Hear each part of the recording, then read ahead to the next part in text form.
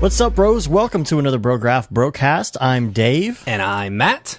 And Brograph is a supplement to our site, Brograph.com, which is a motion graphics site with tutorials, plugins, podcasts, and other MoGraph stuff. And on the show, we talk about everything ranging from motion graphics to Cinema 4D, After Effects, plugins, render engines, doing business, doing contract work, doing taxes, and working for the man. And this is episode number 90. Ooh, big 90. What are we doing for our 100?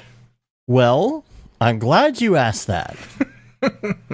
Because 100 it's not a 2-year episode. No, that comes slightly after. Like 4 episodes later. Yeah, so episode 100, we are toying with the idea of doing a live podcast on the interwebs with video. However, we will be cartoons. Ooh. That's my plan. Now, we're toying with the idea. It may just be a live podcast. Yeah, it may not be at all. We might not do that at all. We may just be a regular podcast.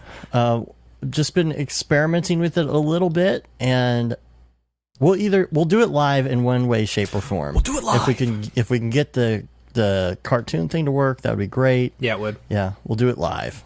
F it. Cool. So, if you are a new listener, welcome. Welcome. If you are a seasoned listener, welcome as well.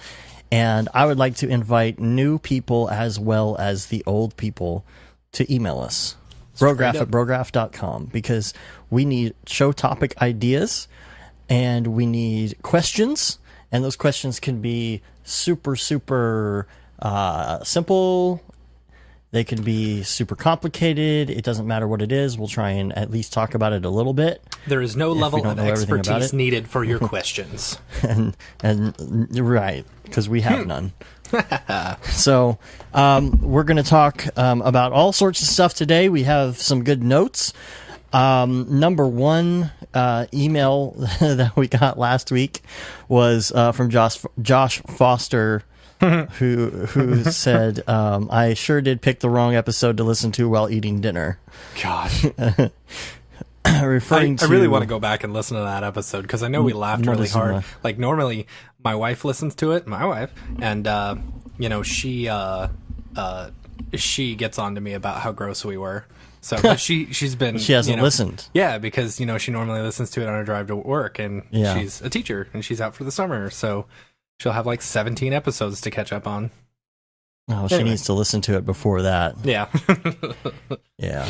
I would like to toy with the idea of at some point getting some funny clips or something like Doing that. a best of show? Not necessarily a best of entire show, but maybe just have some stuff we could play, which would be funny. All the ones where I just like stop and laugh for like 5 minutes. Right. There's been a few of them. If anybody wants to volunteer for that task, please feel free. Yeah. I don't know if anybody's really going to want to do that, but or maybe if you're just starting to listen and you haven't listened to the other episodes and you want to go back and you just want to like clip some time codes for us of something that's funny, funny moments or something. That would be great if you have any suggestions. Yeah. Because here in the future we'll probably come up with something like that, and it would be great to have. Totes. So, I would just like to say that it took 7 days, but my stomach is better. Thank goodness. All right, congratulations. I take my last antibiotic pill tonight, which, dude, these things, man. Are they good? It's called Metrosexual? Naga work here anymore. Okay. I forget what it's called, but anyway, it's like super crazy. Like it's derived from some sort of highly toxic something or other. Okay. And so, but So it's you're like taking highly toxic stuff in order to counteract the highly toxic stuff? It's an inactive portion of it, but whatever it is, like you're not allowed even a drop of alcohol, even by accident. Would it kill you? There's people who talk about they were on this and they had half a pint of beer and passed out on the floor. Like Wow. it does some crazy stuff, like skin reactions and rapid heartbeat and all this stuff. and it tastes terrible, and it dissolves instantly in your mouth before you can even swallow it. And it's the bitterest thing you've ever had in your mouth ever. Well, you.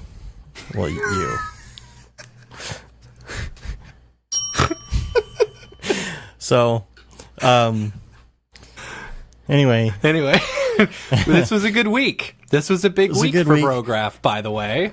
We got a lot going on. Yeah, we did. A lot going on, and a lot more stuff going on. Yes. We're trying to do all this Brograph stuff that it's not our main moneymaker.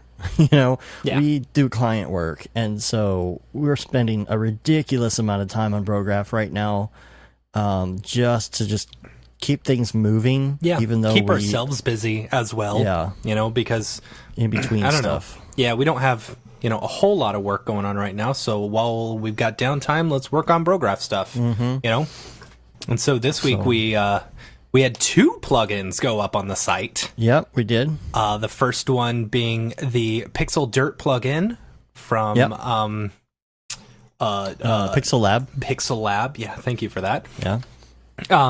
So that one, I played around with that one tonight, and it is awesome. Yeah, you were showing me. I am so excited that he contacted us about selling this on the site, because it is a great plugin.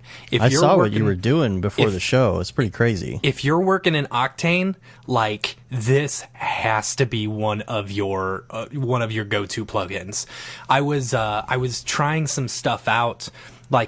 Everyone's gonna start creating these grungy looking things. Yeah, it's going to be the next fad, right? Right. Well, I wanted to see what else we could do with it. So, I actually was able to create, what's the word? Procedural, tiles, on the floor. On the floor, so that, you're creating just the little texture that's inside a marble tile and stuff like that, which I thought was super, super cool.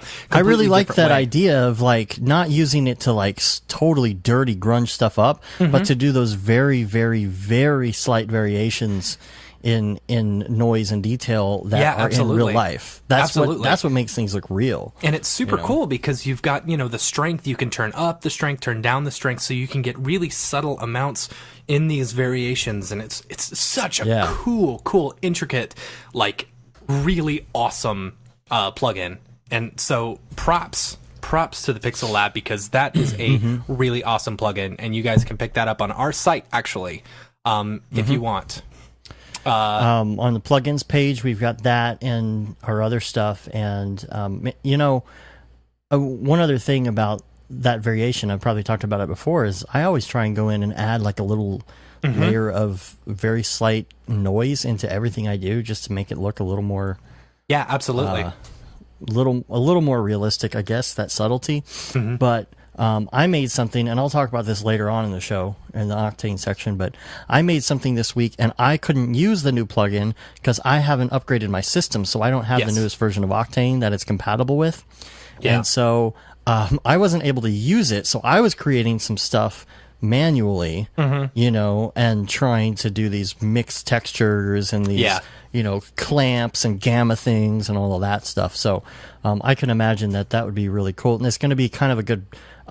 test now to see, because once I get everything upgraded, I'm going to take the same thing and try and dirty it up with that plugin instead. Dude, I will tell you, it is crazy simple too. It is super crazy simple, and it's amazing how it adds that extra level of detail in a matter of seconds, that really just sells it. Looks really, really awesome.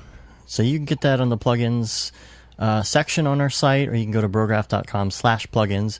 You'll see that. You'll see the Luminous Octane Spotlight that we've created and we sell, as well as the one that you just finished this week. Yep, Luminous Light. It was, if you've been listening to us for a while, I know Paul Robinson and Gaten DeSimone, you guys were on the beta, so thank you guys for that. Since then, I've added a couple of a couple of different functionalities with it as well. One that people have been asking for on Luminous that we are in the works of adding in. But what's super cool about this, with what people liked about the Luminous Octane plugin was the ability to do gobos. So we ported that over to a standard and physical renderer Spotlight, within the standard Cinema 4D Spotlight. So now you can easily create gobos and stuff like that. Like we've got a bunch of presets like trees, tiles, fun little party stuff, and it also comes with like a quick cyc wall and the same quick sky that we've got in the Octane one, just for standard renderer. And the cyc wall and the spotlight also work in Cinema 4D Lite, which is super cool. So if you don't have even the full version of C4D and you're only working in After Effects, by this plugin you can actually create the Cinema 4D gobos in there as well, which is really, really awesome. And the biggest thing, the one that I was super excited about that we've been having, I know Raid Zero's been asking for it, so I actually ported it into this one. Before we updated the actual Luminous plugin, was the ability to add any type of shader inside there as well. Right. So you can see from the video that we put out on it. We were able to create these cool cool underwater scene and like cool caustics and stuff like that, on this underwater scene. So super, super excited about it. I've been really excited. This is the first one that I've kind of started from beginning to end. I've had so many plugins that I've worked on for myself that I've wanted to release, and this is the very first one that I've done where I've been able to get it done from beginning to end and actually release it. Yeah, and the good news is it's only like $19.99. And you've got another one that you're working on now as well. Got another one that I'm working on. I hit a huge like I didn't think I was going to be able to add certain functionality into it, and I was super excited because this one is kind of like, all of our stuff is mostly Espresso based until we find a programmer that we want to work with and stuff like that to work on Python stuff. And we did find somebody that's willing. We found We're a couple just not of people to that point yet. Yeah. So this one, I was super excited that I could work in some of this functionality, but I'm still having problems with other stuff. So I'm going to throw the question out there to anyone. Is there a way in order to, say you've got, how many edges are on a square, right? So 12 edges on a square, and say you've got 12 circles or 12 spheres, right? Is there a way to find the midpoint of each of those edges, or is there a way to find the midpoint of of an edge on a object or something? Really, that's because I don't know. It's super, super confusing, and I've tried. If there was it's stupid. They've got a polygon node, they've got a point node, but they don't have an edge node. I don't understand Espresso. It doesn't make sense. And it's like, okay, well, what is a line? Well, it's the distance between 2 points. Okay, that totally makes sense. But if I want to find like the middle of an edge, I would need to know those exact 2 points. But you would have to know if there's other points in between. They could be anywhere within XYZ. Exactly. So, like, say it's not a straight line. Right. Say you've got, a cube. A cube, there are 3 different directions that one point could go in. So if you're doing like a point node, it doesn't grab each one from here to here, then from here to here, then from here to here, right? It does, but then it could grab like from one corner to another corner. So that's not the actual edge. That's just the point it needs between. to go along the edge. Exactly. Right. So it needs to follow the edge. I don't know. There's 2 other nodes that I saw, and one is like find the nearest point or something, but I don't really know. So if anyone can help me figure it out, I'll throw you some Reddit gold or something. Nice. So. But anyway, that one should be coming relatively soon. I'm really excited, really excited about this one. And that one, as well as Luminous Light, are available on any platform, including Cinema 4D Lite. Yes. Which Cinema 4D Lite is actually, did not realize this, is still R16, technically. Yeah. I had no idea. I thought they were updating it every year. Nah, I don't know. Like, I don't know. Like, I want to say some of the Maxon guys are, like, really want... I know they really want to try and push Cinema 4D Lite, but I worry that they're falling behind with it, you know? Yeah. And that they're going to be stuck on R16. I mean, R16 was a really good update, you know? Yeah. But, like, you know, we're about to be on R19 here in the next coming months, I assume. I bet they'll do it with R19. Yeah. So, I don't know. I hope so. I really hope so.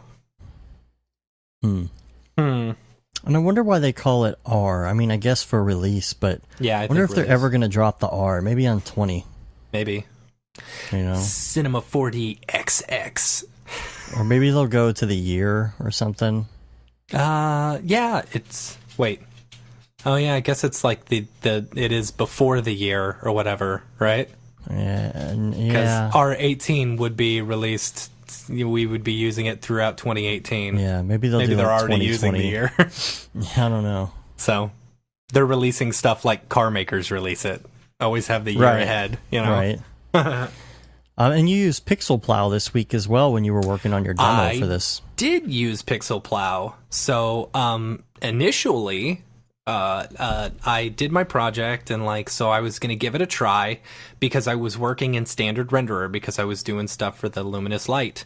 And so, you know, I don't have... We're GPU based, so I did install my Team Render, you know, client on all my 3 computers, but it was still taking a really long time to render, and so I threw it up to Pixel Plow initially. It was very confusing. This is the only trouble I had was when I signed up for Pixel Plow. Basically, you have to sign up before you can, and then they will email you like the download links. So I was looking all online trying to find download links or plugins or something like that, and no, they actually send it to you through an email, so just be aware of that when you're signing up. So when you get the download link and you install it and stuff, you install it, and then what's interesting is it's just its own program, which is crazy. So like you open it up and you submit a job, and then you can see everything within this actual executable program and stuff, which is pretty neat. So I submitted my project, and you can set this is really cool. You can set the power limit. So like say you want it to use, just if you're not in a rush, you can just throw it down to the lowest thing and pay the cheapest price. Or you can max it out and get it done as quickly as possible and not worry about it. Or you can set a budget. You can say, I don't want to spend more than $20. Right. And then it'll automatically adjust it, you know, to get you the best bang for your buck, which is pretty cool. So if you're looking to get it done real quick, you can either throw it up high, and they give you an estimator of how much it's going to cost, which is super cool. But what's weird is the program doesn't, it only minimizes, it doesn't close without... Yeah, it was weird. Once you open the program, and you close it out, it goes down into your little... your dock little thingy, dock thing that has, you know, everything in there. And normally with them you can right click and close, but it wouldn't let me close. So I just reset my computer now just a few minutes ago, and it's not open, which is nice, but still just be aware of that. So it could be using resources. Yeah.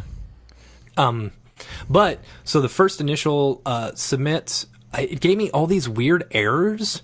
Like Arnold renderer, and I was like, I'm not even using Arnold for this, So better if you just package it, right? Do a collect. No, it's not. It takes the Cinema 4D file, No, I said it's probably better if you do that, right? If you do some sort of. Oh yeah. So what I did was I just did a save all assets and stuff into a whole nother project, and then just submitted that one the next day. Worked like a charm, and it was how long was it?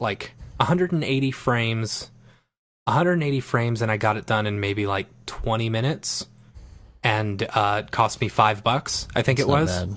No, it was really good. And so what's cool is it automatically downloads into whatever folder you specify, and I have it going like straight onto our Dropbox server on my other computer, so that wasn't a problem.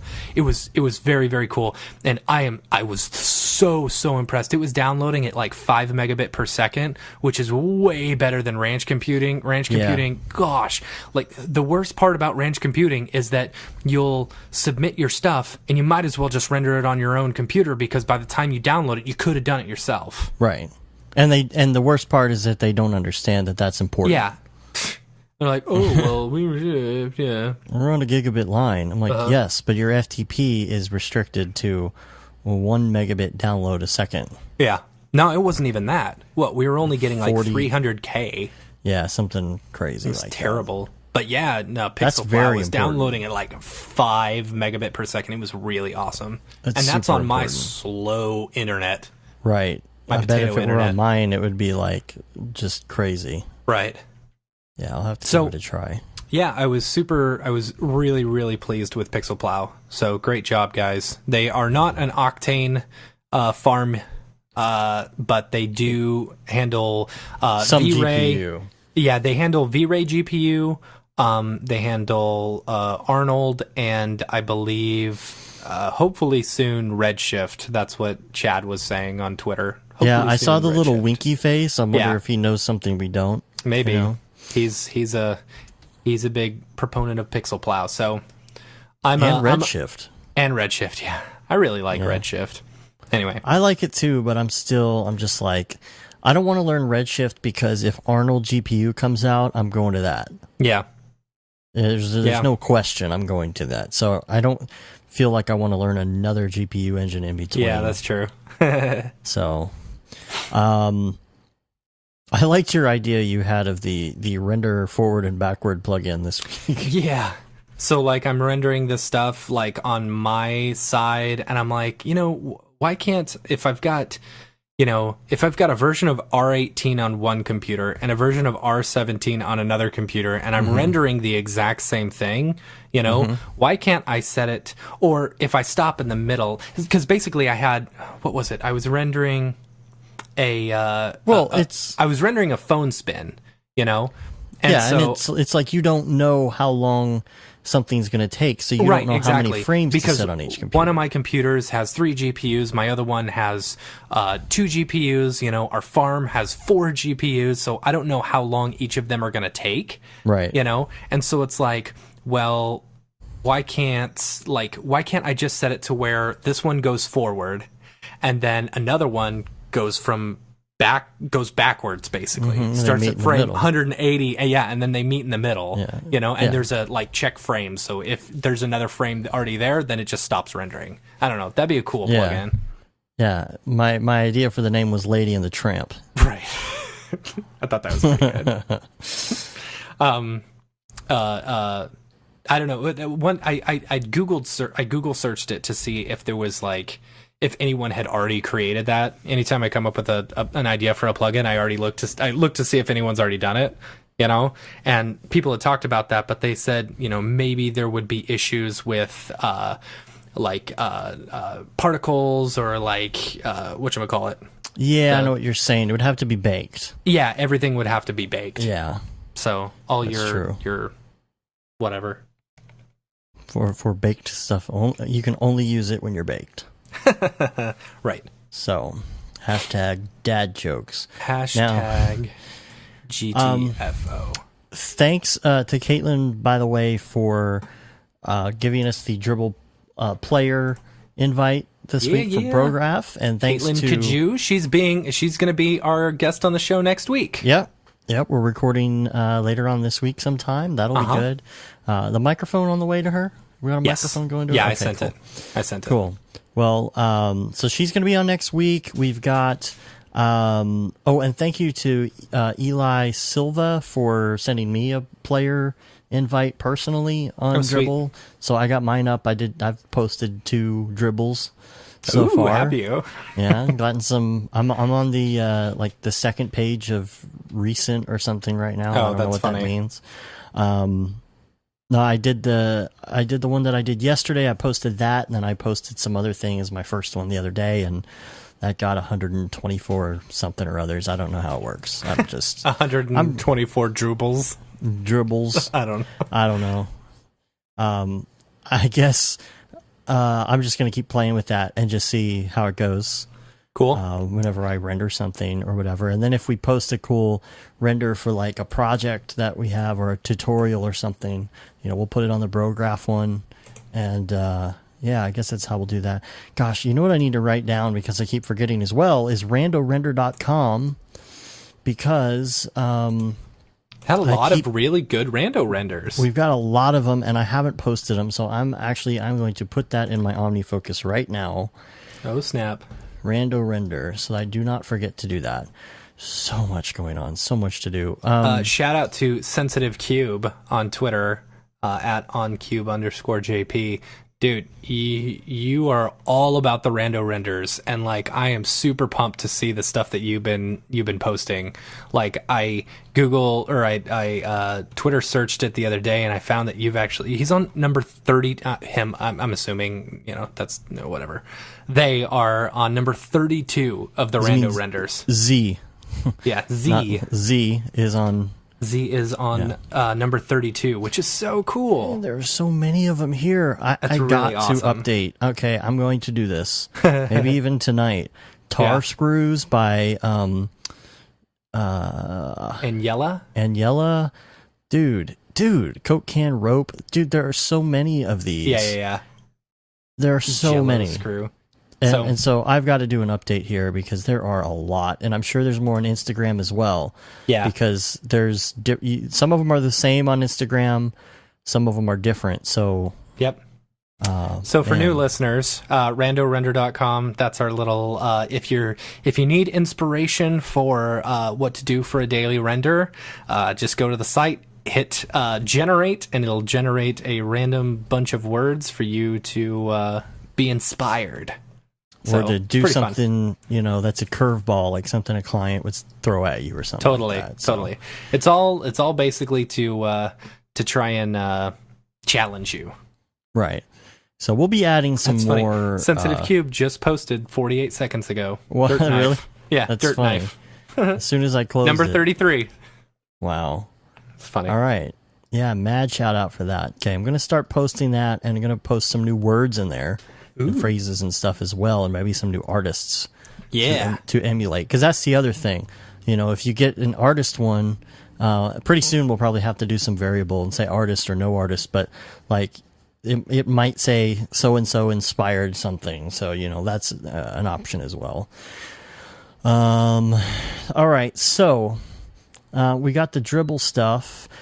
We will post our Dribble accounts onto the show notes, so you can check that out if you want to follow us on there, and give us a shout out or send us something, and we'll follow you back.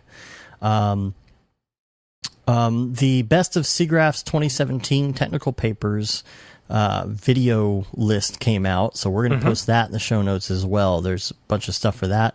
We're excited about SIGGRAPH. We've got about a month till we're going to be there. That's going to be really cool.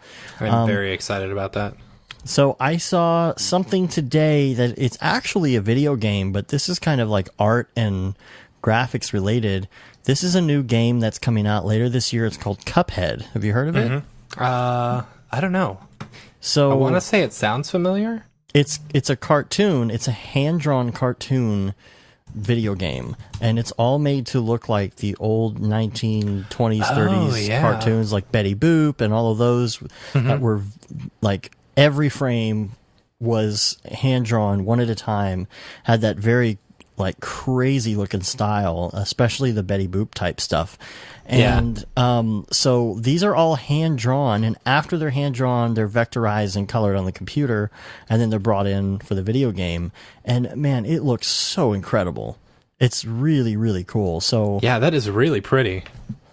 So check September that out. 29th. Cool. Day before my birthday. I'll get it for my birthday then. I'll buy it for you for your birthday. Oh, that's so sweet. How much is it?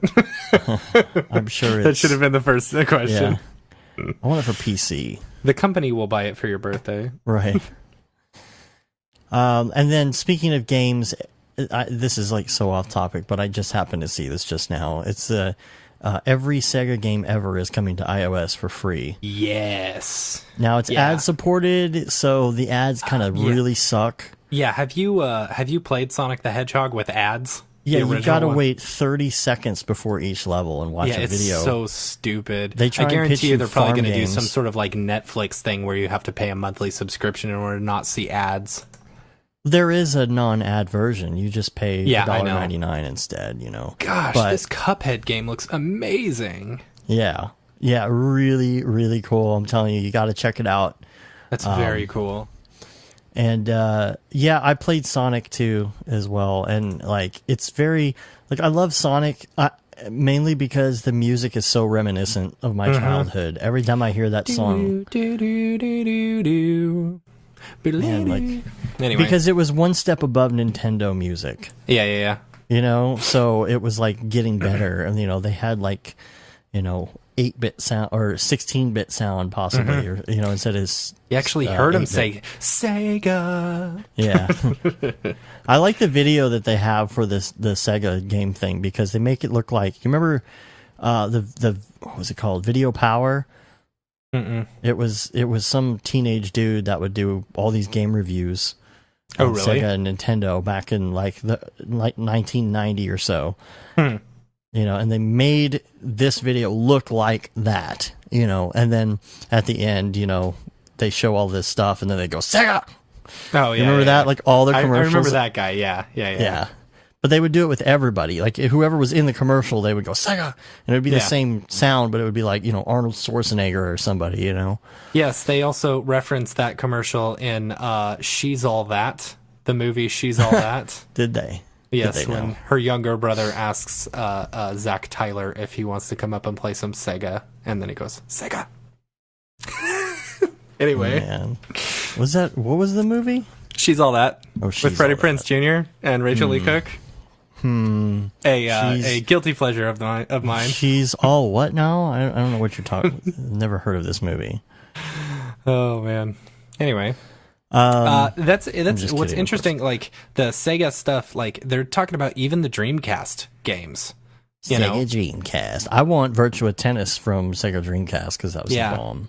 Dude, when Tony Hawk 2 came out, we bought it for Dreamcast, or I got it for my birthday for Dreamcast and not for PlayStation.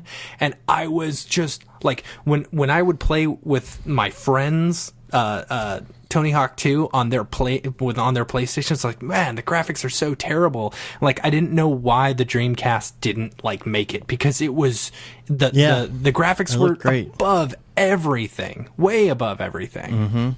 Anyway, Pro Skater 2, man, that was my jam. Sega Dreamcast. See, that's how long South Park has been around.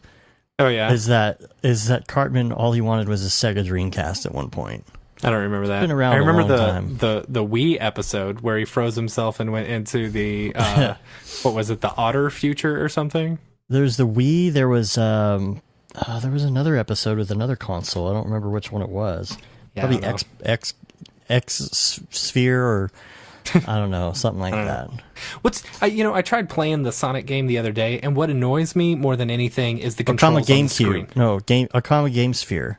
Sorry. Oh, yeah. It just kind of came to me. Something like that.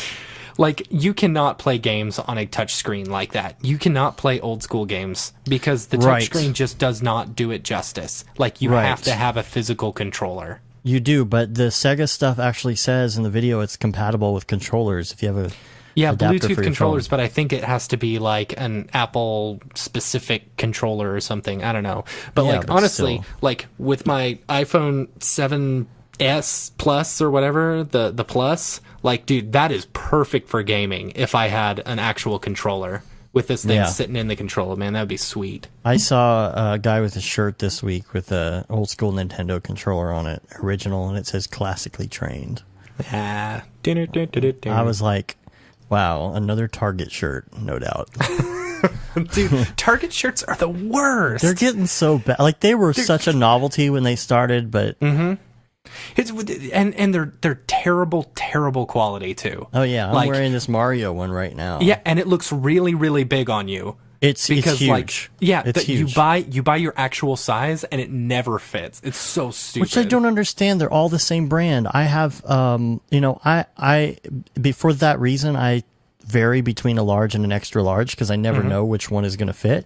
Right. And so, like, I have, like, this should be a large. I bought the extra large. I should have gotten a large. It's huge. Yeah. And then you've got, like, my Star Wars shirt. It's an XL and it fits perfectly. Yeah. Come on, Target, get it together. The only Target shirt I've ever bought that actually fits that I wear normally is my like Harry Potter Horcrux shirt. It's the only one. No. Well, and I'm getting tired of it too because it's either old school like Star Wars ironic games or Ninja Turtle shirts or plaid shirts is all Target sells anymore. Yeah. And I'm just like, I'm gonna have to go somewhere else to do my shopping. Right.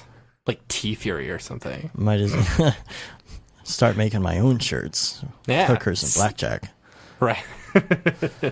They do have you noticed that in the men's section now, in Target, they have princess t-shirts? No. What are princess t-shirts? Like Little Mermaid and really? Belle and all. Yeah, and they're in the men's section. That's awesome. Yeah. I was like, I don't know if I'm cool enough to pull off a Belle t-shirt.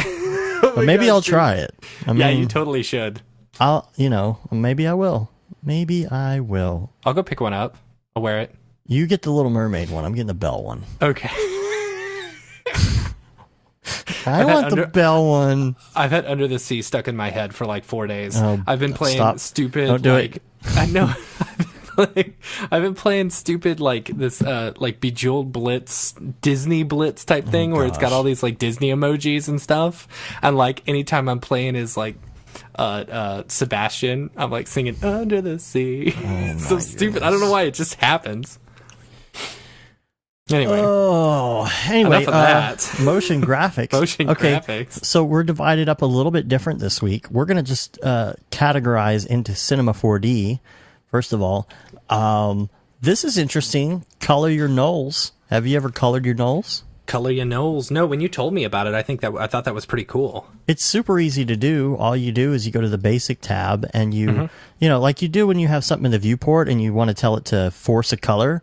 Like if you have a cube and you want it to be like red in the viewport and you go to use color and you say on. Well, if you're on a null, you actually do use color and turn it on, and then you can click a checkbox that says icon color and it turns it to whatever color you set it to, which, if you're like me, I use a lot of nulls and this is actually really cool that you can change the color of it because all my nulls help me organize everything. So you could have a different color for like, objects or environments or lighting setups or whatever, and like instead of like actually labeling them. Well, I still label them. Right. I'm so anal about labeling. I'm sure is nice when I come back to my project cube. Later. Yeah. Everything is called cube and null, cylinder. Null. 3 layers of nulls. Right. Oh boy. And you wanted to talk about this control double click espresso nodes? Yeah, so I'm in Espresso the other day, last night, and I accidentally was holding down control and I double clicked on one of my Espresso nodes. Apparently, it resizes it perfectly to where everything fits within within its node. So say you've like resized your node and stuff like that. If you control double click, it'll resize it to where it fits perfectly. Nice. Which is really cool. Now, if they could just do like a organize, which I'm apparently there's all these other tools that we don't know about that people are like posting videos of, and it's like, oh, I didn't know that was there. So I'm sure it's probably an option. I just don't know how to do it. Right. Which brings me to Mark Vilson, who has. Yes. We have to give a big shout out to Twitter at Merk Vilson. It's Merk. Oh, Merk. Sorry. MERKVILSON. I started following him specifically because of this tip. So the thing that we've been asking for forever that like I loved that Maya did really well, but I didn't know Cinema 4D did, was being able to connect two objects and chamfering between the two. which chamfering, for those who don't know, is just like beveling the intersections and stuff.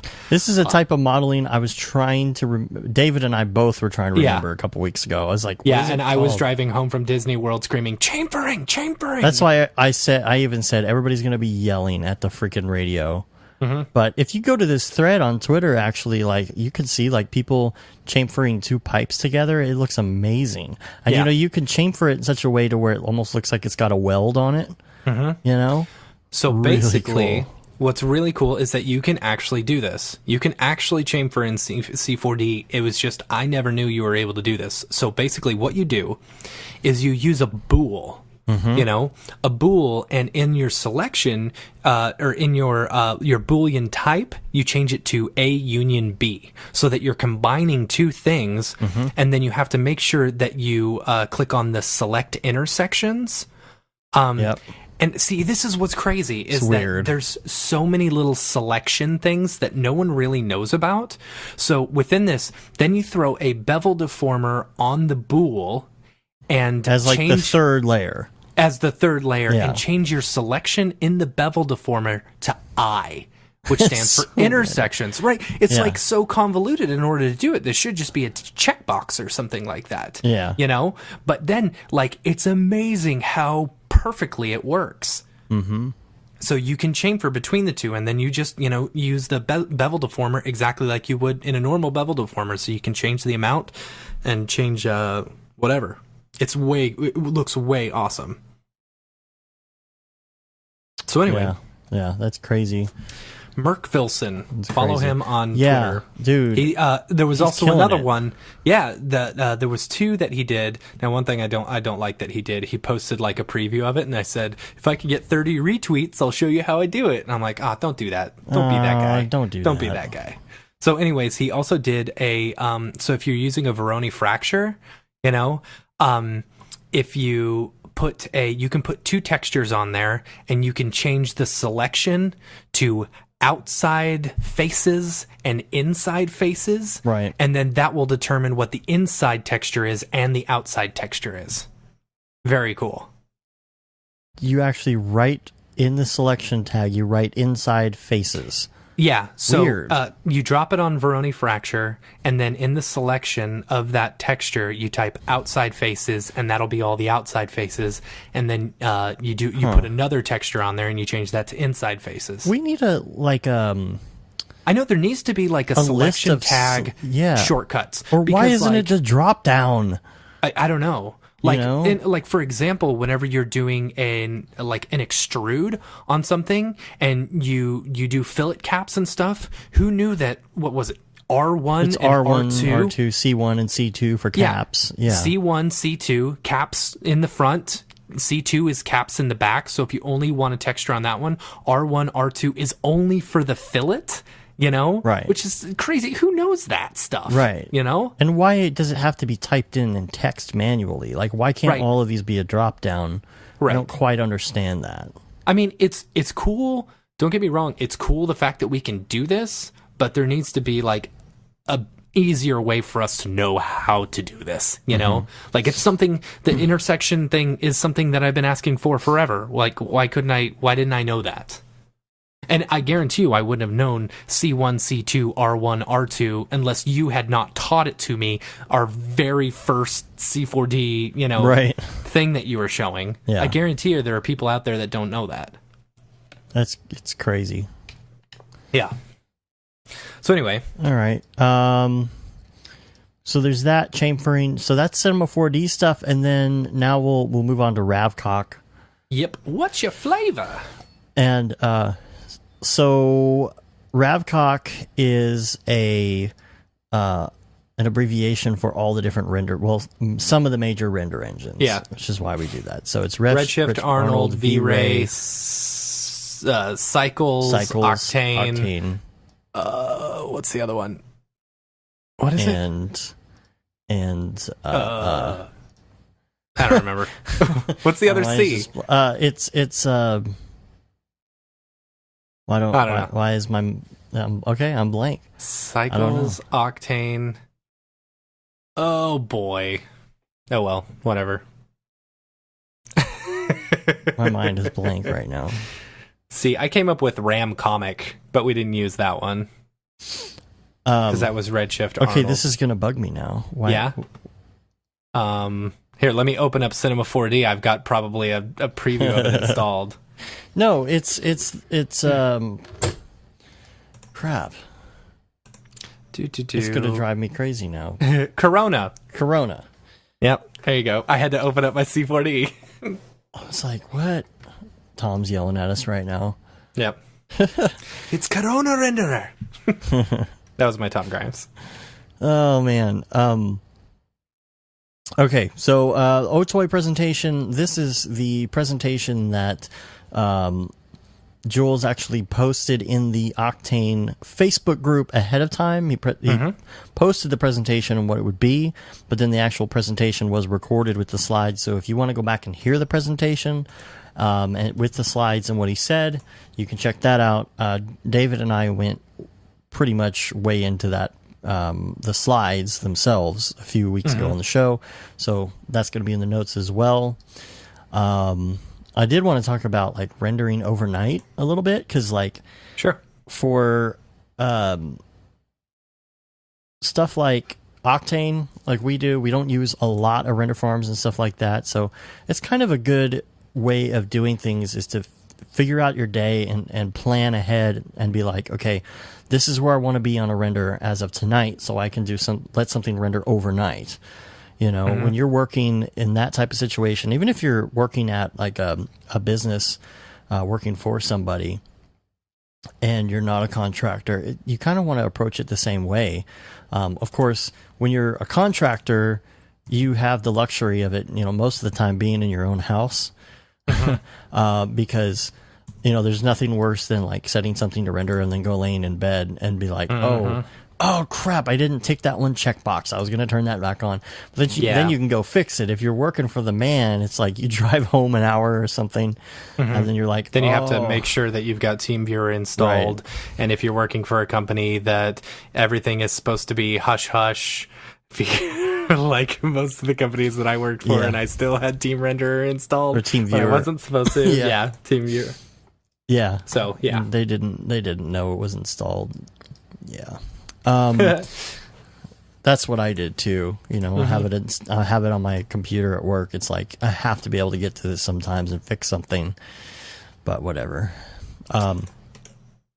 So it's a good way to go. It's a good way to think about what you've got to do and figure out, you know, work backwards. Think, okay, this has got to start at this time in order for it to be done at, say, 8 o'clock or 9 o'clock when I come into office. So if this is a 9-hour render, then it needs to start by 11 o'clock at night. And if that's the case, I probably need to plan on being done at like 9 or 10, you know, have a little wiggle room, and then work backwards from that and say, okay, where can I be by that time? Because that's the best way to do it.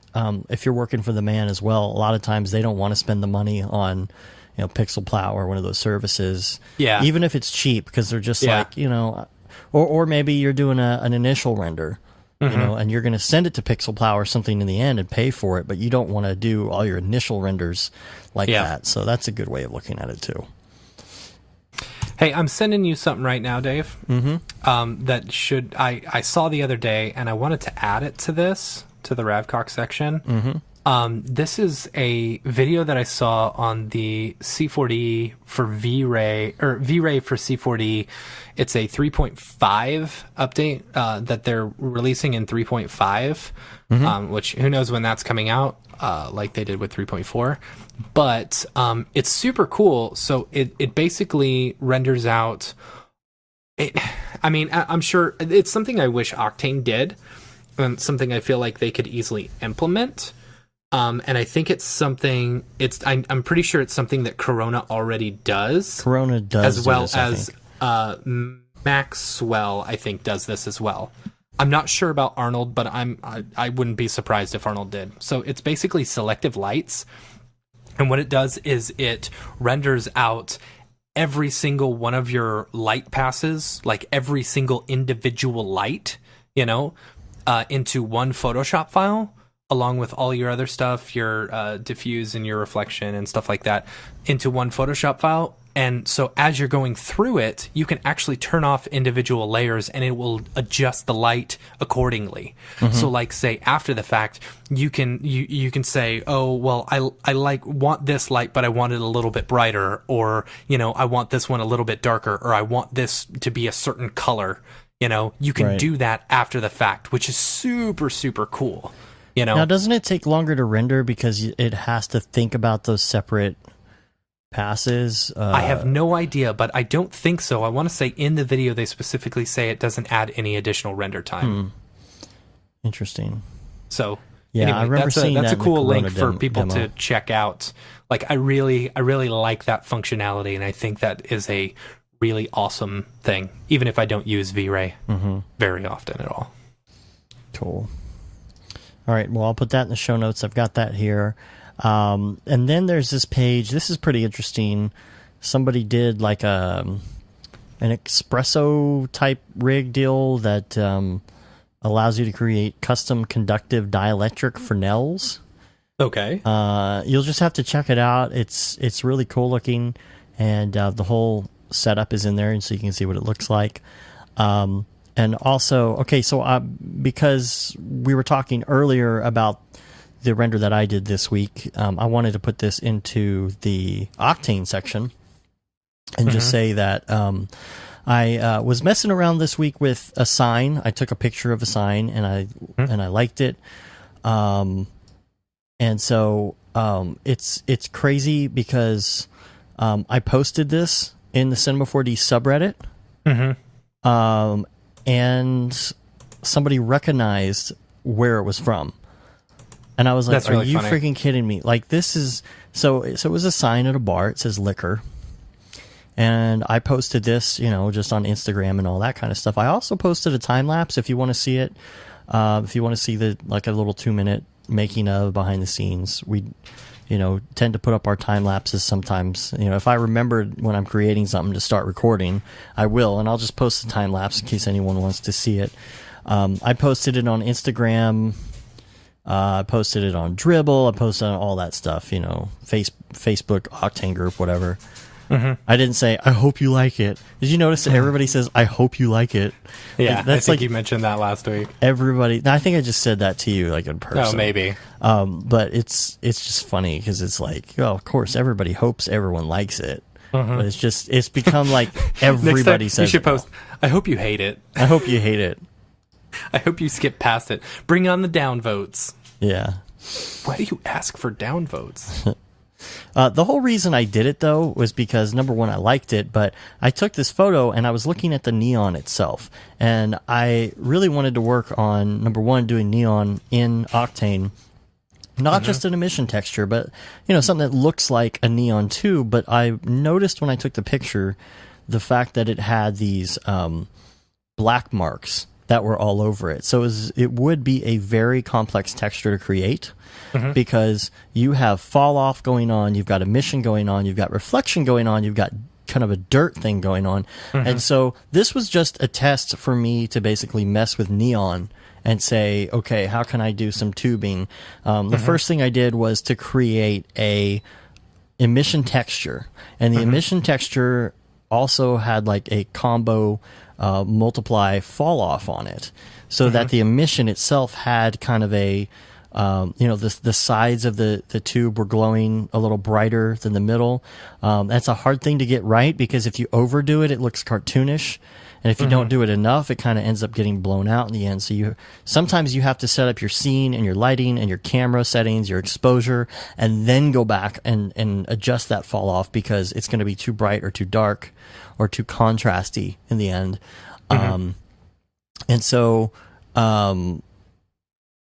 I did that, and then I did a mixed texture and did a glass tube with that mixed texture. So I kind of had that mix going on, and then there's another fall off in there so that you get a little bit of fall off on the glass itself, but you still get that reflection that makes it look like it's a glass tube and an emission texture together. Because if you do an emission texture, it has to be on a regular diffuse. I don't understand like a matte material because I don't know why. I don't know why you can't have an emission texture. I guess it's probably something technical.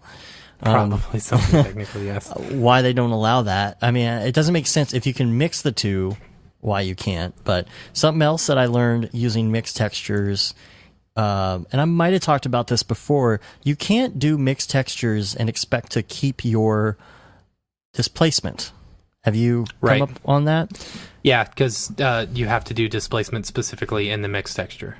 Right. And so, well, no, you can't do it in the mixed texture. There's no place for. There is? Yeah, there is. Yeah, it's only in the mixed texture. Oh, I didn't even know that. Okay, that makes sense now. You can't take like two different materials with displacement and put them together, but you can do displacement in the mixed texture, I believe. Oh, I didn't even notice that. Oh, yeah, displacement right there. Yeah. Derp. Okay, well, that's perfect. What I did, because I knew you couldn't mix them, but I guess you could, is I ended up mixing these two textures, and it was an interesting exercise as well, because I had a piece of metal, and it was like super rusty, like a little bit shiny, but kind of rough, had the rust thing going on, but I also wanted that like chipped paint look, like huge pieces of it were peeling. And well, you should have just used the Pixel Dirt plugin. Right. But I didn't have that, and this is why this was kind of a good experiment, because when you combine them, you have to do kind of a it's not a multiply, but it's a what do you call it? It is not an image texture, a mixed texture, so that you're mixing the two together. But then I used like this alpha, and then I was able to go through and take like a chipped actual paint, like a colored chip paint, but I changed the gamma enough and mixed it enough to where it just, pulled the black and white from the image, which is basically what that plugin is doing. It just makes it so much easier. Yeah. Dude, this plugin is sweet. Yeah. So I got to get upgraded so that I can check you really should. out. You should spend a day this week and just upgrade all your crap. Just not the PC. Don't upgrade the PC. Leave it where it's at. I just did my laptop upgrade last weekend, so it might be too late. I had to. I had no choice. I know. It kept on telling you snooze or do it later, and I'm just like, fine. Well, and you can tell it not to do updates if you have Windows Pro. What I didn't realize is that the razors come with Windows Home Edition, which is so stupid. Yeah. Why would I want Home Edition on a Pro laptop? I don't know. And I don't want to spend $99 to upgrade, but whatever. So I took that picture of that sign. I really liked it. And the very first Reddit comment I got was, is this Quarter Bar in Dallas? I'm like, what? That blew my mind, because there aren't that many people, first of all, even from Dallas in the Cinema 4D subreddit, let alone the fact that they know that that's Quarter Bar on the second floor in the middle where these set of tables are, of all people in the entire world to see that and notice what sign that was supposed to be. I mean, I guess that's good that they recognized it. That means I actually recreated it to look like their sign. But I was like, how in the world? My mind is blown. So, I got to work with the whatchamacallit plugin, the Forester plugin as well, to pull some plants and put some bushes in there. The only thing that I don't like, I had to kind of pull back, is there's almost a little too much contrast in the greens of the leaves on some of these plants and the colors to where, to me, they actually look a little fake because they're like too contrasty. They look a little cartoonish. So, I think if I'm doing anything that, what I was doing was a little hyper realistic, very mid-tone, contrasty, Instagram filtery. It wasn't like super hyper realism.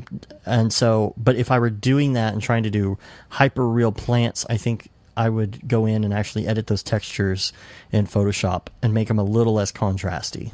Yeah, probably. So, yeah, and other posts on Reddit. Oh, so I'm going to continue to do this if I have time, but I've been going in and making really terrible renders.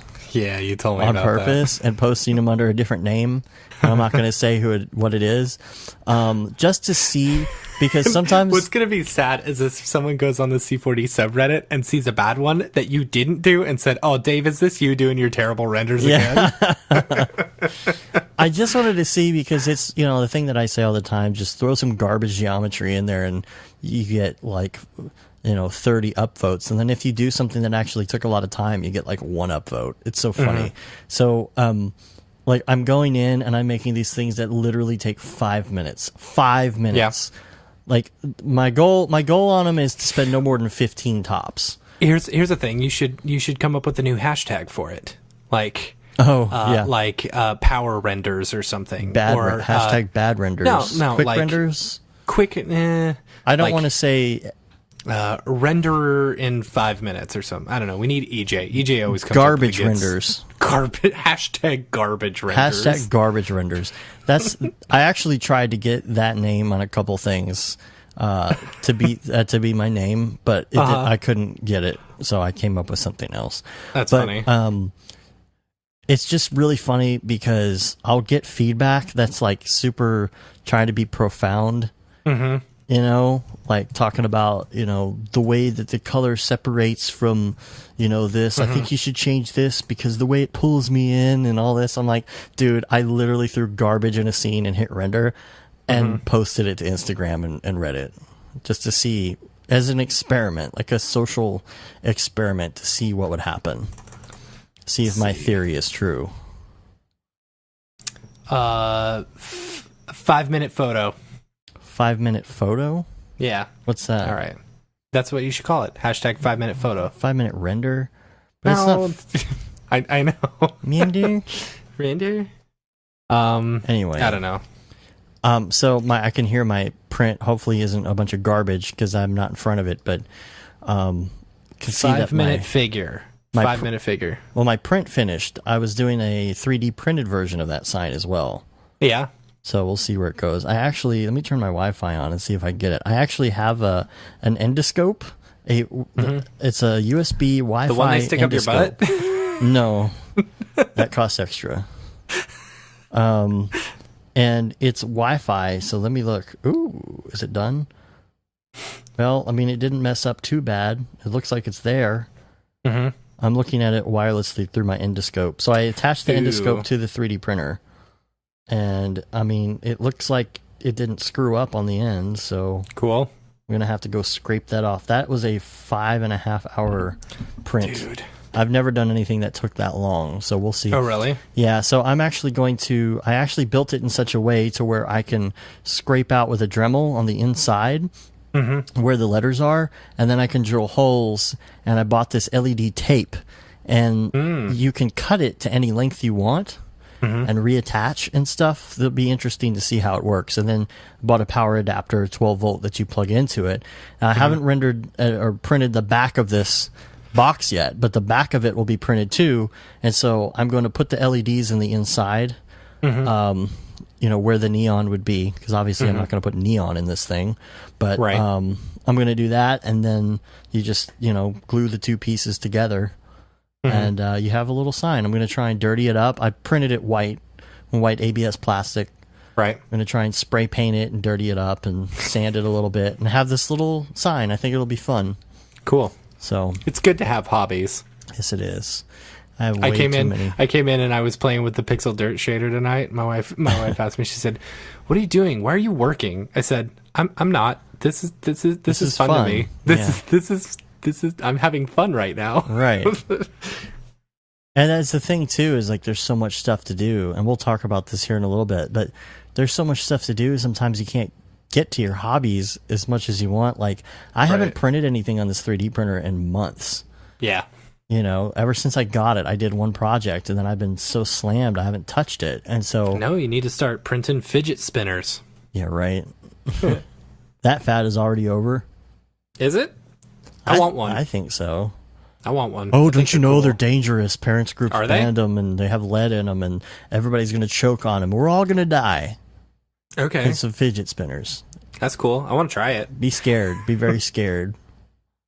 I got an Amazon Echo this past week. Yeah. I like it. It's pretty cool. Yeah, that was my Father's Day gift. The problem is that now when we're anytime I say Skype, something to it, it says something to yours as well whenever we're on Skype. Simultaneously, yeah. Yeah. Or if you don't have headphones on, it's going to be the same thing with me.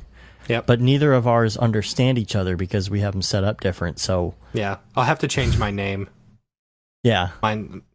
Figure out how to do that. I think you can. Yeah. I don't know if you could do anything, but I think you could say like computer or something. Yeah, see, I'd like to change it to computer. Yeah. You know? Computer. You're going to order tea Earl Grey hot. Earl Grey hot. Okay, you got an After Effects section as well this week. Ooh, sweet. Oh yeah, this was big news in the After Effects department. What's that? You're about to go into. Never mind. After that. Yeah. I guess you can go into this now. Well, okay, for one, have you updated AE? Because I haven't, and I'm just I haven't, no. I don't want to touch it. It was the one that it's the one that I've been talking about where you probably should update it. It's just, I just haven't. Just wait for everybody else. Because normally I update, almost immediately. And then you're like, this doesn't work. I'm like, it was working yesterday. Well, I always update one computer. I leave the other one just in case. Yeah. So After Effects, I noticed this a couple versions of After Effects updates ago. Of course, I haven't updated in a while, so... And I'm pretty sure this is fixed. There's probably an update for it, and there's probably like a way to turn it on and off. But I can't stand the fact that like before, if you were doing a RAM preview, you would hear the audio only when it was going real time, and now it's like it gets to a point that it hasn't rendered yet, and the audio just I'm pretty sure you can change that. I know you can turn the audio off, but it's like I don't need to hear the audio at like a tenth of the speed while it's rendering those RAM preview frames. Like, just wait until it comes back around and starts over. It's really annoying because you might have a vocal track or something going on, a VO or something, and you're trying to match it up, and it's like side effects may include. I'm like, okay, just don't play the audio. Let's see, I think there's. I don't know. I'm pretty sure there's something in here where it says only play if real time. But previews. There probably is. There you go. Okay, it's in previews. It's in your preferences in previews, and then under audio, there's a checkbox that says mute audio when preview is not real time. Now, why would they turn that on by default, though, is my question. I don't know. There's all these things where like you'll install an update and they change a tick box. Mm-hmm. To where then every time you update after that, you have to go in and tick all these boxes again. Yeah. I don't get that. Anyway, the big news was Skybox Studio. This whole Skybox thing, it's like VR compositing tools for After Effects, and Adobe bought them. Yes. And they're going to incorporate it. Yeah. Yes. It's super crazy because now they're going to incorporate this for free if you're a subscriber. To Creative Cloud. What you have to do is go to their site, and there's an email address. Now, here's the thing. On the site, it said, email us, and within 24 hours we'll respond so that you can get this. Which they did. Which they did. They said, it'll eventually come to you. Right. They're like, oh, thanks for responding. We're getting back to you within 24 hours, and just wait. Yeah. So we're basically. Like, okay. Well... But the thing is that there's some really, really cool compositing tools in here, and I'm like, heck yeah, I'm all over this because I want to try this out for VR because, like 360 video stuff, it's really hard to do any sort of motion graphics or compositing or anything like that. There are some ways to do it that have been around, of course, but this is a whole suite where they have like 360 post effects and 360 video tools, transitions.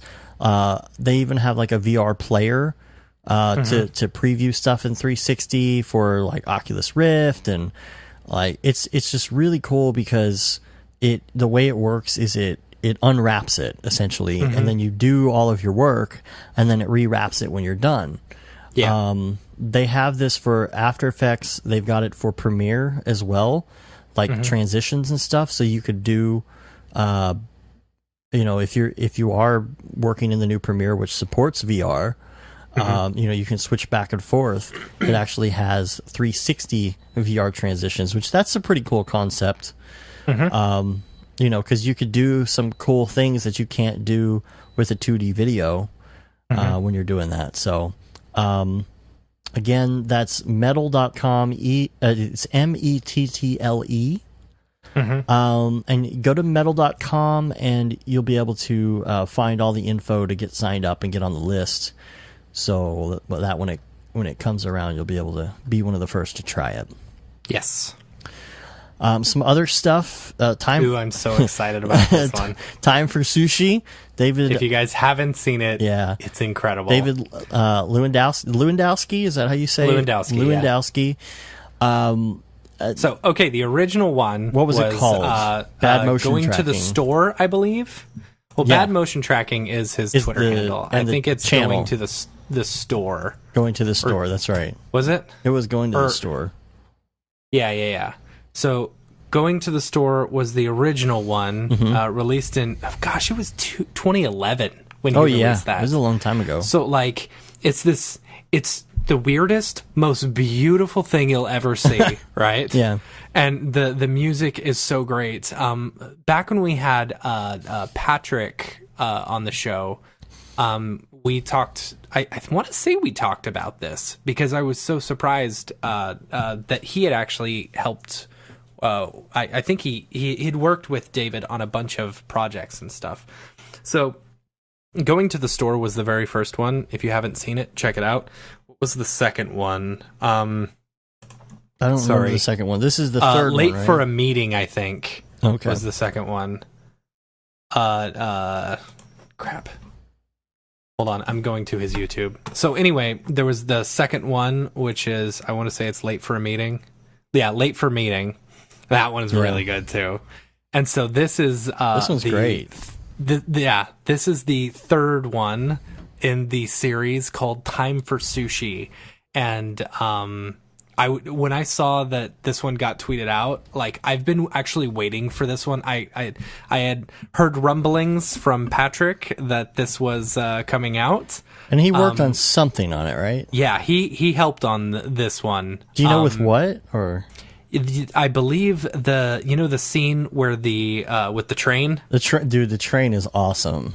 And I'm pretty sure he did that. How do you come up with an idea like that? To me, I don't know. It's just I think he motioned. I don't know how much of it he did, but when we were at South by Southwest, he had opened up that project on accident, and so I was watching the thing. I was like, "What's this?" He goes, "Oh, I'm not supposed to have that up," and I was like, "Oh, I'm so excited!" So I had known that this project was coming out. I hadn't seen any other than that, but That's gosh, funny. it is so good. It is very, very good. So Time for Sushi with the amazing, weird, generic, naked men things. It's amazing. So anyway. It's funny because there's a huge Reddit thread about it. And, Patrick was posting the fact that people are going nuts about the chess set that you can buy with all the people on it. It's $90,000. Yeah. But it's kind of it's of course it's not made. You just post it with a ridiculous price. And if somebody comes in and says, "Oh, hey, I want that," then you just get it printed up. Yeah. You get somebody if I to had make it for you. $90,000, I would buy it. Yeah. If I had $90,000 to throw away, I would buy it. Yeah. Yes. So it's only been up. That video's only been up for 3 days, and it has almost 1 million views. Jeez, that's crazy. Yeah. Late for a Meeting has 30 million. Yeah, Late for a Meeting has 30 million. Wow. And then the other one has 27 million. It's crazy. Wow. Anyway. And then I have a random link that I got, which might be interesting if you're doing anything for Netflix, that you want to possibly get to Netflix. It's the Netflix production and post-production requirement spec that's sheet, interesting. version 2.1. So if you're making a video, if you're making anything, maybe if you're making an animation or a short film or something, you're like, I would love to try and sell this to Netflix or something. Now Netflix, I believe, does not. They don't do royalties. Netflix doesn't do royalties. Really? They will buy something out or not. They'll just set a price. Okay. Because I know some people that have done this, and it doesn't work. It's not like Spotify, where they're getting the percentage of plays. This is like, we're going to buy this from you, and that's all there is to it. And, you either go for it or you don't. But there's all sorts of interesting things on here, like what approved cameras you can use. Yeah, I'm looking at this. This is way crazy. Yeah, so I didn't think that they'd be so intricate, Yeah, so you really have to be careful, and you really have to plan ahead if you're trying to get stuff on Netflix. Yeah, because you don't want to be like, oh, well, we shot this with such and such camera in HD, and they're like, oh, well, sorry, you can't use that.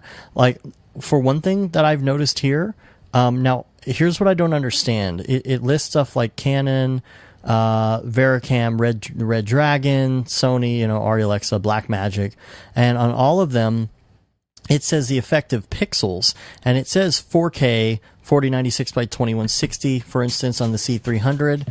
And I don't understand if that means that's the effective pixels of the camera or that's what you have to shoot, because I know some of them shoot HD. There's nothing listed here in HD.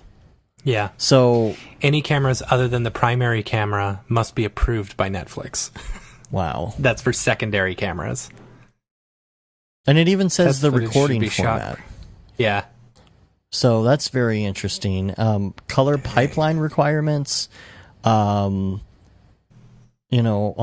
and dailies color, order of operations, like camera to CDLs to Rec 709 output transform to a calibrated monitor to offline proxies, like this whole flow chart of how you're supposed to go about doing this. So I guess for our listeners, some of them are in VFX and whatnot, but some of them might be considering doing a short or something like that. And apparently, like, you really have to have your stuff together before you do something like this. It was very surprising to me that this is the way it works. I wonder if these are like people who are getting picked up by Netflix to like shoot. Like you shoot a pilot and then they're like, okay, we want to fund your project or whatever, like one of the Netflix specific shows, like if this is what their requirements are, or if this is for anyone who, because it can't be anyone who's just submitting to Netflix. There's no way. I don't know. I'm not sure. The thing is, like, for example, my friend Pat, he did a pilot for a show about marijuana in Colorado. It was called High Profits. And he was shopping that around, and that went to CNN. CNN picked it up, and they did it as they, did all the episodes and did like I think it was an 8-part series. And after the fact on CNN, then it got bought by Netflix. This is the thing. It got purchased by Netflix to show on Netflix. And again, it's not a royalty deal, so I don't know how that works. Interesting though. Yeah, I wonder. It's probably something like what Spotify does with the music industry. They'll go to a specific label and say, we want your entire library for this much money, and then they're not actually making royalties off the money. They're just making, a flat set fee off of whatever, So Netflix probably goes to someone and says, okay, we want to buy this for, right, or we want to be able to broadcast this for set amount of money. I don't know. Like even aspect ratios greater than 2:1 must be evaluated and discussed with Netflix for approval. It's pretty interesting to look at this sheet. So yeah, totally. So I throw that out there. What else we got here? That is it for the other stuff. There's just so much going on right now. It's pretty nuts, and there's too many things I want to do.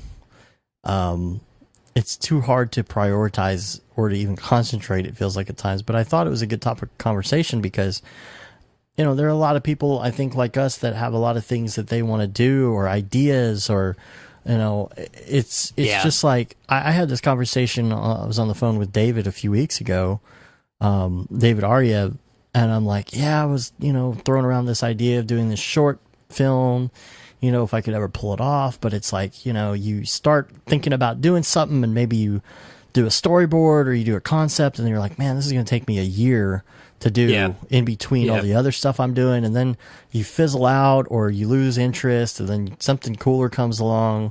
It's really hard to do that. And then, I mean, I think that's why this latest David Lewandowski one took so long. I mean, it was 3 years in between late for meeting and going out for sushi or whatever. I'm sure there was stuff going on. It's just because, like, you know, he'd pick up a few paid gigs and then he'd work on his passion project and then he'd get a new passion project or something. Yeah. I don't know. We need to have him on the show.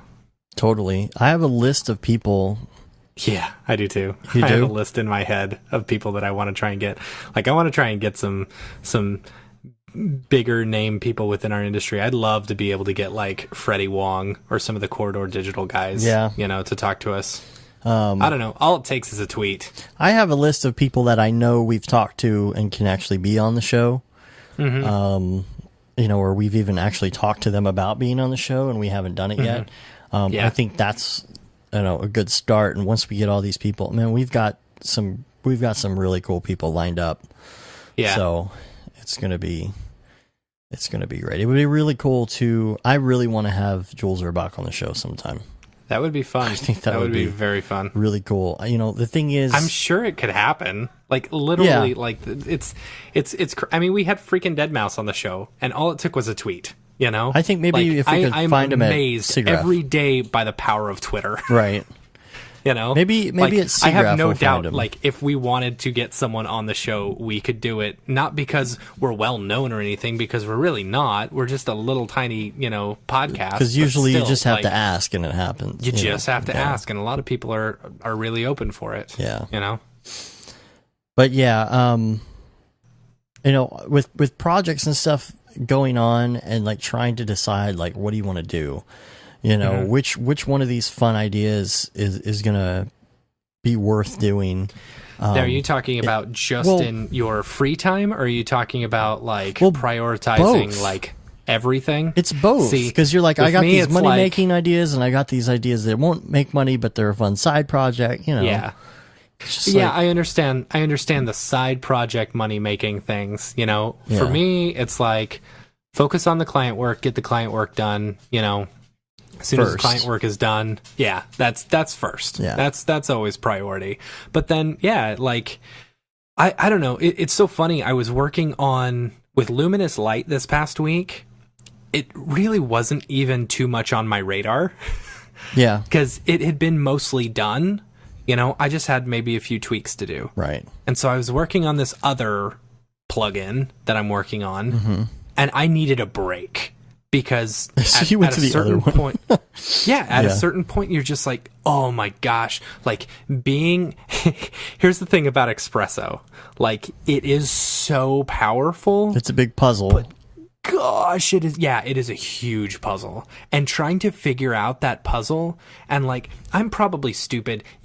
I'm probably doing it the wrong way because, okay, so I if it works, you're not doing it the wrong way. I mean, Okay, well, here's the thing, like, I discovered this past week the formula node, you know?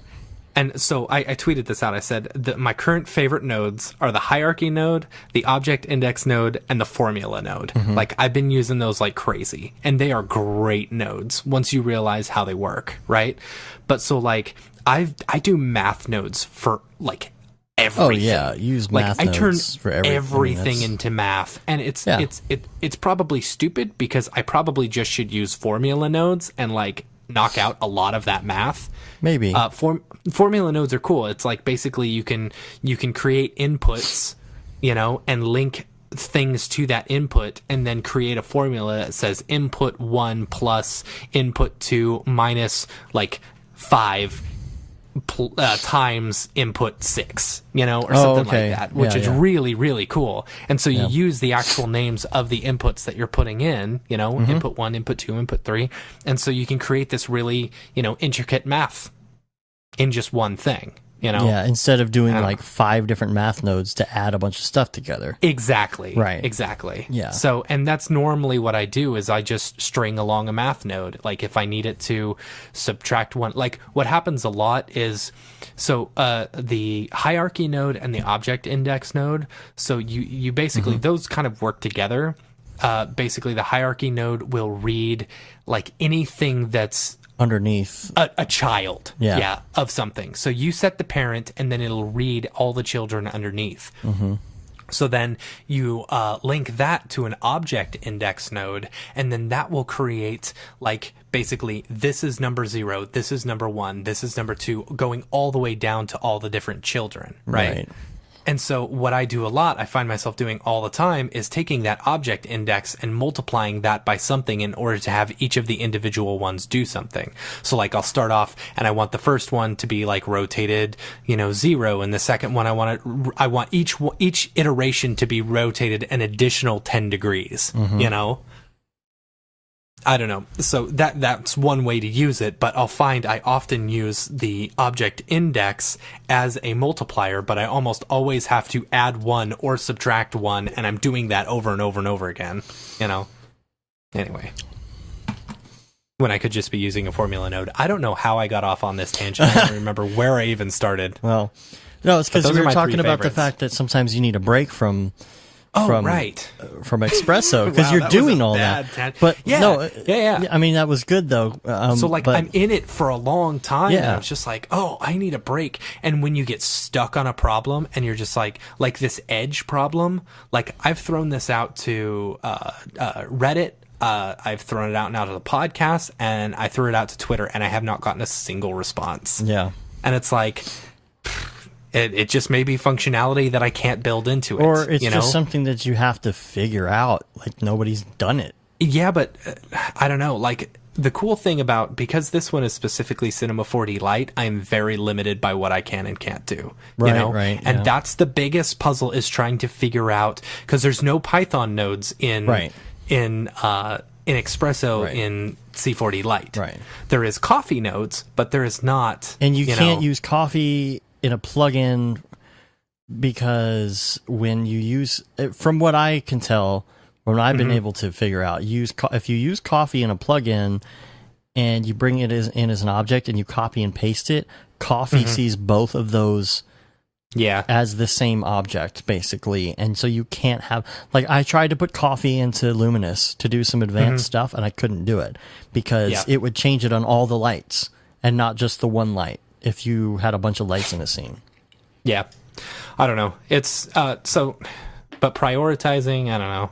Prioritizing, I'd say start with your moneymaker, do what's gonna, do the client work. The client works first. The client work first, because this, not necessarily, I don't know, focus on the one that you're going to be most passionate about at the moment, and that may change. The problem with that, though, is that then always in third comes your passion project. That's not going to necessarily make money. And the problem is it always puts that one in third. So sometimes you have to kind of decide, okay, I'm going to block out 1 or 2 nights a week, and it's not going to be a moneymaker, even though I have money-making things to be doing. But, like, if you're ever going to work on a passion project, you have to make it a priority over money making at some point, or else you're only always going to be working on the money stuff. Let's be honest, And sometimes you just want to try out a new plugin or try out, like tonight, instead of working on the plugin, I tried, I played around with the Pixel Dirt shader. It's awesome. Right. And I made that liquor sign instead of working on my plugin. So, right.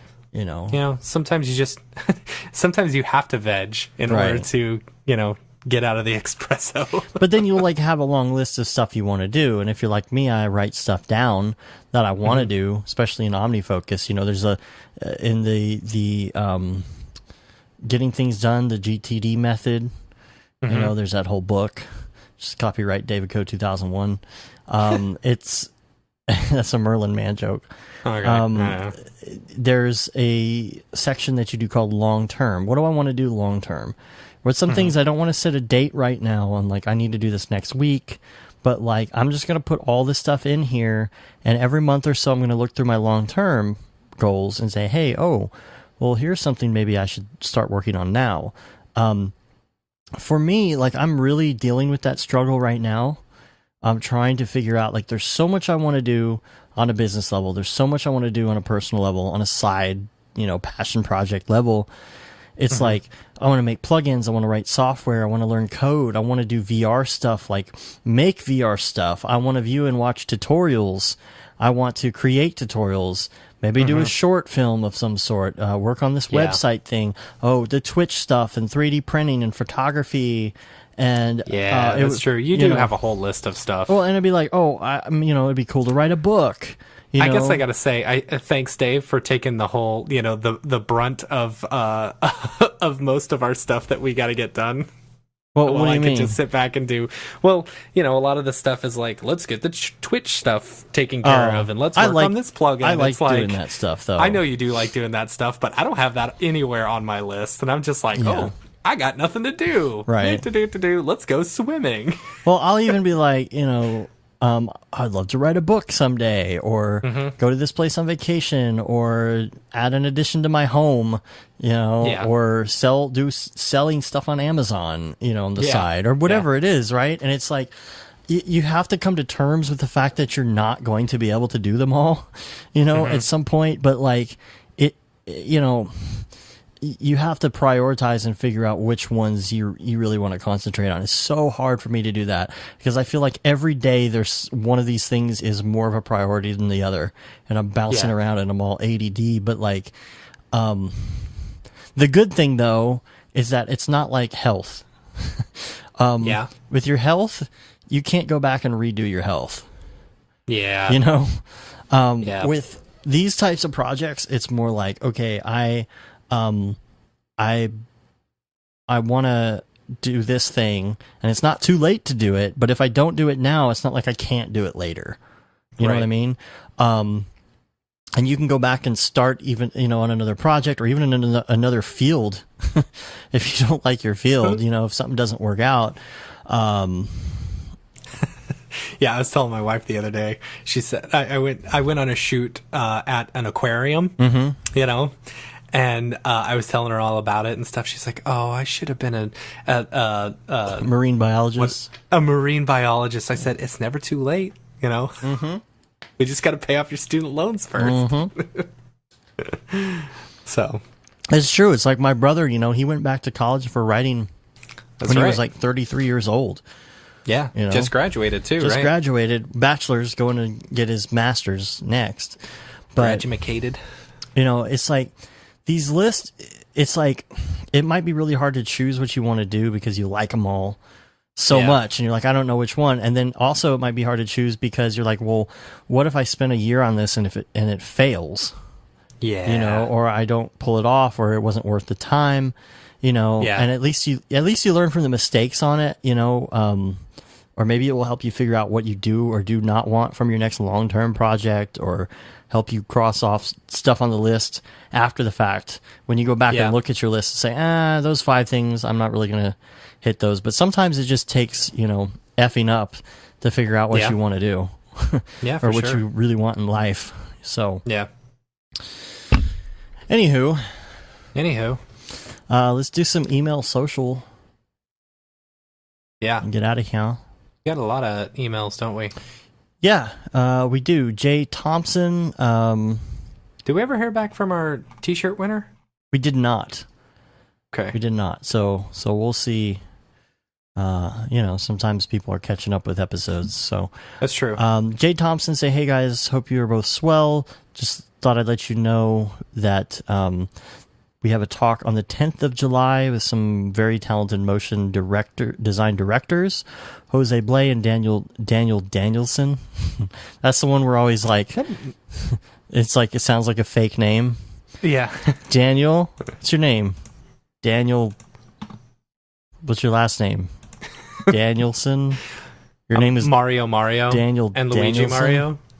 Yeah. That's all right. It's not as crazy as Rick Bogus. Yeah, Rick Bogus. But Jose Blay, Daniel Danielson on Motion Design Meetup Group in London. It's called London Motion. We talked, I think, before about, if we're ever in London to go, like, coordinate with one of those meetups. That would be a lot of fun. I want to go. So there's a link. I'll put that in the show notes. There's an early bird special. £3 pounds 80. I don't know how you say that. £3.80. £3 and 80 pence. 80 none the richer, right? Pence. I don't know. There is the pence. That's the vice president. No, you just say, "Oh, dude, it's all about £4." There you go. Yeah, there you go. It's like £4. Cheerio. Cheerio. Anastasia B hit us up and said, I have a question for both of you about how a freelancer uses a business account. I know this is why people get accountants, but I haven't yet, so I'm curious what your take on this is if you have one. 1 or 2 episodes ago with EJ, you talked about how as a freelancer, if you're going to buy a home, it helps to pay yourself a salary, so to speak. See? That was a good topic. Yeah, see? In order to... I got crap from, like, you or I didn't give you crap. My wife. It's like, oh, would you guys go off on a tangent? I said, that's important as a freelancer. But in order to establish a history of stable income, I think you described it as having a business account and doing a monthly or bi-monthly direct deposit. So when you mention a business account, are you talking about a bank account that has to be classified as business? For instance, use a separate account that's personal versus a business in terms of the classification of the bank. Yes. She says she uses that, but I use it for business transactions. But do you know if when applying for a mortgage, you show income and it's money coming from just a separate account? If they care whether or not it's a business class account or not. I hope that makes sense. If it doesn't, it's okay I too. do not think it will matter if it's coming from a business class account or not. I think so basically what EJ and I talked about, I was talking about what I did, was when I was a freelancer, I had a business account that I opened that all my income from all my jobs would go into that one. And then once a week, I paid myself weekly, a set amount. And so it was equal to, so that I could build up money and such and such.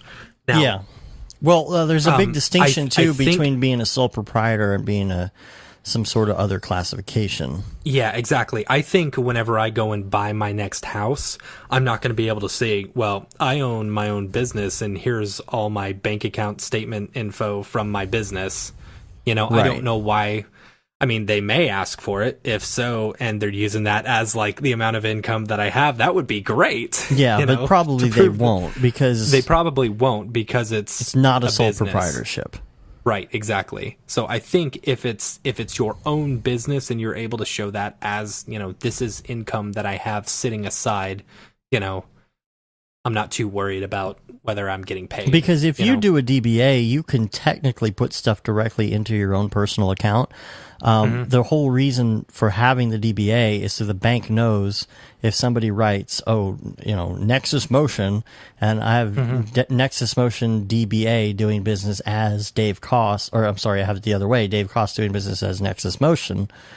Then if somebody writes Nexus Motion on a check, it can be considered an alias to your own personal name, so you could put it in a personal account. However, you really don't want to do it that way. You want to have the separate account, and you want to be able to show that you've made those deposits, and just label them, dividends, paycheck, whatever it is, so that you have something to show. Because it's going to take a good 2 years. If you're trying to buy a house, you have to have up to, I think, 2 years of income on a business in order to be considered like employed for 2 years, because it's hard to do when you're self-employed. Yeah. So there's that. Hope that makes sense. Hope that answers something. But I would totally do that.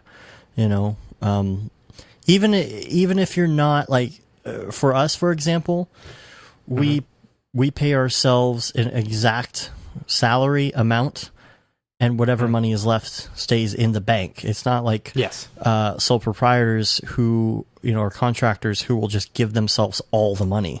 and don't leave a lot of money in the bank. They're not trying to build capital. They're just making a living and dumping it all into their account. Which, speaking of, have you paid yourself yet? Yes, I did. All right. But it's almost payday again now, which is funny. I know. But all right, so we've got Matt Spaeth from nimble9.com. Spaeth, yeah. Now, this is something that we'll have to address later as a tutorial, but I wanted to talk about it. He says, been listening to the show regularly for the past 6 months and enjoying it. Since you've been asking for topic requests, I would like to suggest a show that dives deeper into projection mapping an image from a projector onto a physical surface. All the projection mapping tutorials I have found involve turning a 2D into a 3D scene. Though I assume similar techniques are used, I would love an overview on how projection mapping onto physical surface is done by the pros. And I think a tutorial would be in order on that because there's lots of special pieces of software. What I will say about this is there's usually two ways to go about doing this. And it just depends on the complexity of the situation and what you're doing and how static or dynamic your presentation is going to be. So, for example, the one that I did years ago, the church projection map deal, the way that was done is the church, they didn't have the blueprint, so they used LiDAR and they laser mapped the church. And they got... How much does something like that cost? I don't know. Laser mapping. I don't know. I wasn't involved in that part of it, so I don't know what it cost. But they took that and they gave me basically a 3D model that I could use to do like shadow gags and stuff like that of the church. And then everything was pre-programmed and there wasn't much that was going to change. So once it was done, and we just set it up. There's a more dynamic way of doing things where people have like media servers with content. And they might change it up. They might reprogram it. They might use a lighting console like a grandma or something and have that control some sort of media. It's called a grandma. Yeah. I was like your grandma would use? No. A lighting console? It's called Sorry. The Grand MA, they call it the grandma. Okay. They'll use that to control servers and like sync it up with lighting and all that. But it'll be different types of media, and what they'll usually do on something like that too is they'll use a special piece of software that will break it up and take certain sections and certain pieces of geometry and actually distort, and it's way more kind of done on site, where you have these different pieces that you're moving around on the fly to line everything up very precise in these different areas. And then certain areas can be changed, so different pieces of media do different things at different times, and it's dynamic, where like the next night they might say, okay, well, at this point we're going to use a different piece of media, stock footage or something in this area. I think what would make a good tutorial would be showing how you would do that with a piece of software and a projector. So that's definitely something that I'll add to the list. I have a huge tutorial list, and I'm not really banging through them very quick. So I've got I don't know. I as far as tutorials, I'm thinking about doing a tutorial on the hierarchy node and nice. object index node. I think that would be like different nodes. I think that would be good. Yeah. Just like some very powerful, but like ones that you don't use very often. Yeah. Yeah. That'd be cool. Anyway. So that's that one. Then Raid Zero said, thanks for the continuous shout outs. So cool to hear people appreciate something you're trying so hard to find the time to do. And a constant inspiration to do more.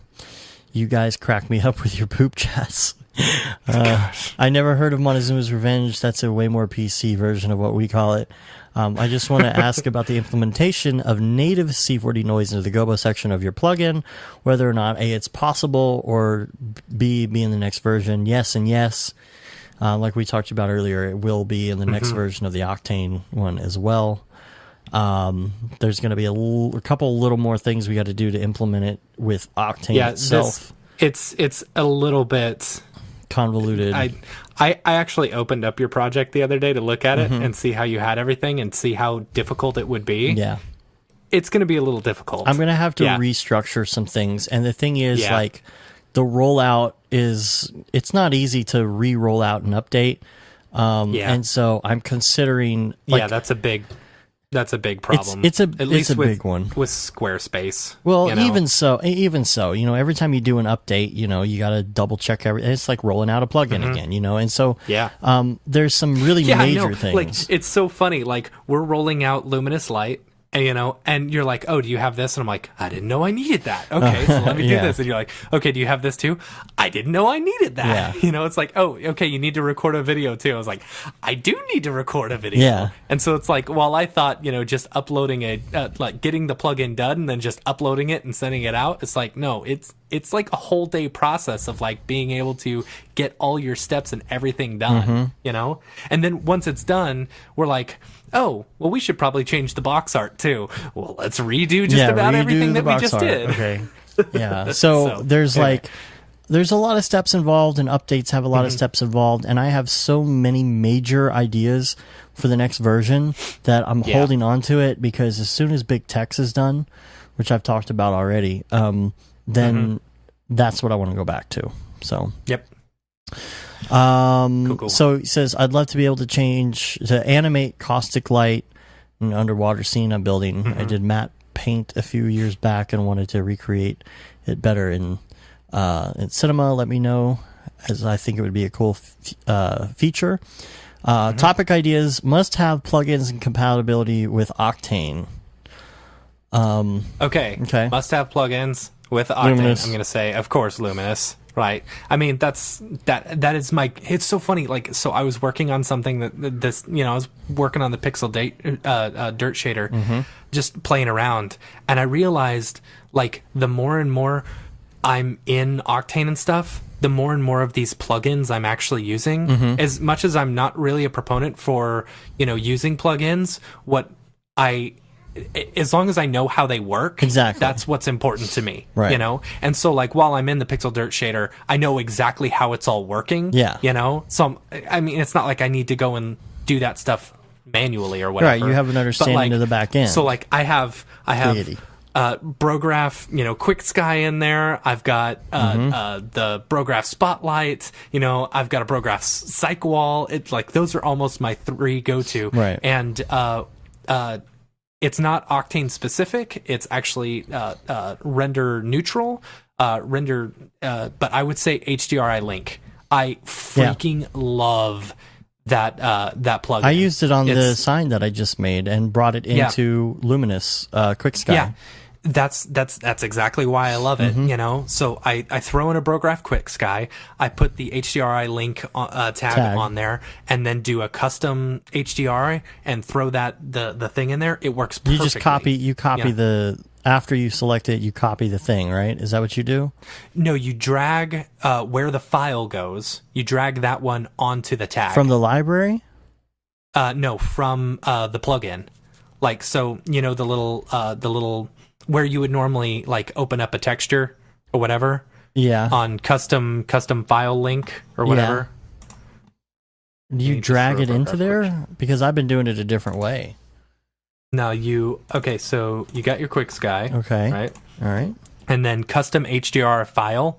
Hold on, custom HDR file. Okay. You just drag... You grab the custom HDR file, like, name, and drop it right into that tag. Where do you get the file name from? Are you just copying and pasting? It will automatically put it in there. Where are you dragging it from, I guess, is my question. Okay, so you've got your link, as your tag. I'm going into Brograph Quick Sky tab on the Brograph Quick Sky, and I'm taking custom HDR file, just the name. Like, the name, and dropping it onto that tag. Just the name. I guess I'm confused as Show me your screen. Oh, weird. Okay, no, I got it now. Okay. Yeah. What I've been doing is going into the advanced tab and just copying the path. It's weird that you would go that way and not the other way. It's just easy. Like, it's super easy. So you drag from our plugin, you drag the word custom HDR file into the HDR link tab. And that's what you're supposed to do with HDRI link is basically wherever the file goes, that's what you're supposed to drag and drop onto the thing. Interesting. And it just creates a path, you know? Really, really awesome. And then you just, of course, on HDR type, you just do custom.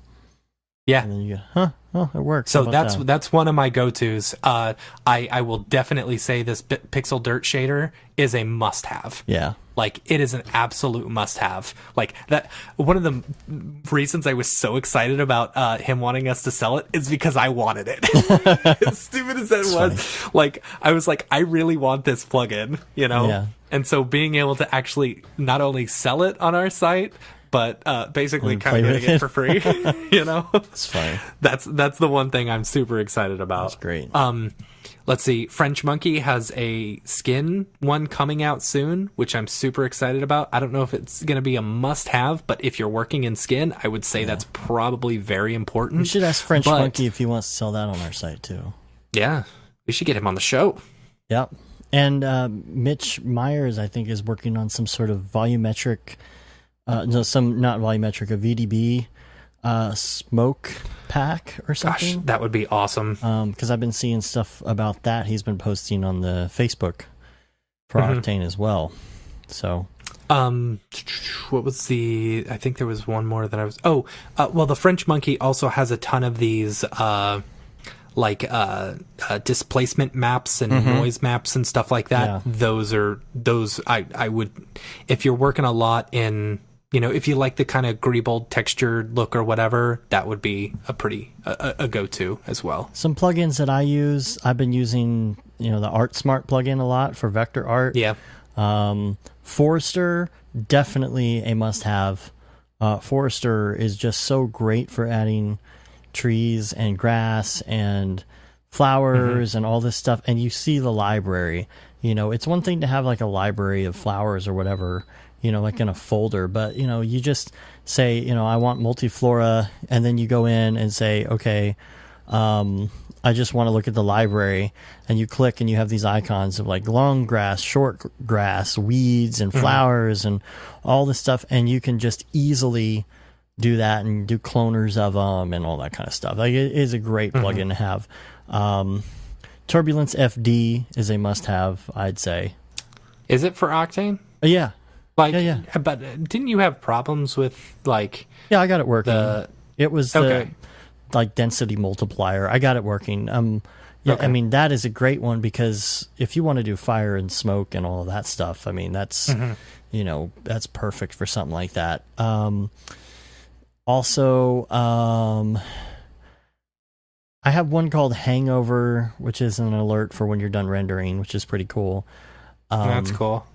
Magic Merge, I think, is a good one to have around, especially if you're doing 3D printing. Yeah. Those are really the only major ones. Well, Magic Merge is really good for Octane specifically because you're so limited by your poly count. And so, like, being able to merge a whole bunch of geometry together into a much lower poly count thing, that's why Magic Merge is really good with Octane. And, you know, I like Dem Earth as well. It's a very convoluted process to get everything working, and your license only works for a year at a time before you have to buy it again, you know, in order to get like all the mapping data and all that, which is a little bit frustrating. But those are really the only things that I use from a plugin standpoint. I don't use a lot of plugins. So, and also Raid Zero says, it was him who did the Ravcock Super Retro deal. So yeah. And then Cody, Sir Genfrey? Yeah, I was just reminding us because you were working on the C4D Lite that Python and C++ doesn't work in C4D Lite, but it's all Espresso. I am well aware. So I am well aware. And he says thanks for the show. Kyle Detman says, what's up, bros? Love the podcast. Had a question for you. Do either of you have any experience rendering photoreal clouds in Cinema 4D? I'm wanting to hear I'm wanting to render out some pretty clouds, and so far it looks like my options are Turbulence FD and Ozone's Cloud Factory. Thanks for all you guys put into the podcast. So here is, I watched a tutorial the other day. It was about creating somewhat realistic clouds, and it was using Is it Ozone? what was it? No. It was using pyroclusters and volume tracers In Cinema? in Cinema, and you've got those natively within it. So basically, what you do, if I can do this real quick, so you create an emitter of particles, I believe. And then within those particles, I believe you add the pyrocluster thing. I'm probably getting this all wrong. And then you create an environment and throw the pyrocluster... Gosh, what is this? Pyrocluster volume tracer on it? I'm probably getting this all wrong. I just need to double check. Oh yeah, no, that's it. And then you can create some clouds. So, like, that's one way to create clouds. I wasn't aware of that. I mean, I know that Ozone is really good. If I could show you my screen right now, you'd be like, oh, that's a very nice cloud. The Cloud Factory by Ozone, I thought it was, okay, maybe this is different because they got bought out. It was Ion before. Yes. And they made something called Ozone, which was the cloud plugin. This might have changed. They also made like some sort of tree plugin that you and I have both used, and it works with Octane, but it's not as good as Forester. It's Carbon Scatter. Carbon Scatter is not as good as Forester, in my opinion. Yeah, I'll agree with you there. Carbon Scatter's okay, but it's not super great. Especially with Octane, there's a lot of oddities. Yeah. But they did the Ozone stuff. They use that for all the clouds and how to train your dragon. So they're kind of a big deal. Kind of a big deal. Turbulence FD is also good for that, and I think a really great way to do clouds as well, if you're using Octane, is to bring in VDB files from other programs. I think like Houdini has an incredible built-in cloud maker. It's just in Houdini. And if you go watch a tutorial on it or something, like, it's really easy to set up, and then you can just say, okay, export VDB, and boom, bring it right in. And what's great about it is you can have it reference a VDB. So if you don't like your clouds, you can just go back to Houdini and you have a node that's just writing straight to the VDB file. So if you change your clouds, it on the fly saves that VDB file, and in Octane, it'll update through that VDB on the fly. So you're not really, like, if you're changing stuff from one program to the other, you don't have to really, like, re-import or any of that. It's kind of like working with an Alembic file where it's pulling from a database, and it's just kind of a dynamic pull that it's doing. It's not importing it. It's referencing the file. So that's another good way, I think, if you can get, like, the indie copy or whatever. Yeah. Indie copy is only like $100, right? Yeah. And it's good to have. I mean, even if you don't get real into it, it's good to just mess around with Houdini a little bit and just kind of get to know it, because it's really powerful. Yeah, I'd say if you're just looking for a really quick and dirty way for doing it, check out the pyrocluster volume tracer. Like, literally, you just create an emitter. You throw in your materials, you go create shader and then pyrocluster, and then you also create shader pyrocluster volume tracer, and so then your emitter, you put the pyrocluster one on, and then you create an environment and throw your pyrocluster volume tracer on. That's it. So then each one of the particles that's being emitted basically turns into your pyrocluster. Yeah. So you can mess with your settings and stuff and get your clouds looking right, but that's a really quick and dirty way to do it. Cool. So. And Sage sent us a couple things. He said he posted a picture of LaCroix and said, boy. Kristen got this on your recommendation. Brograph, your word is on the line.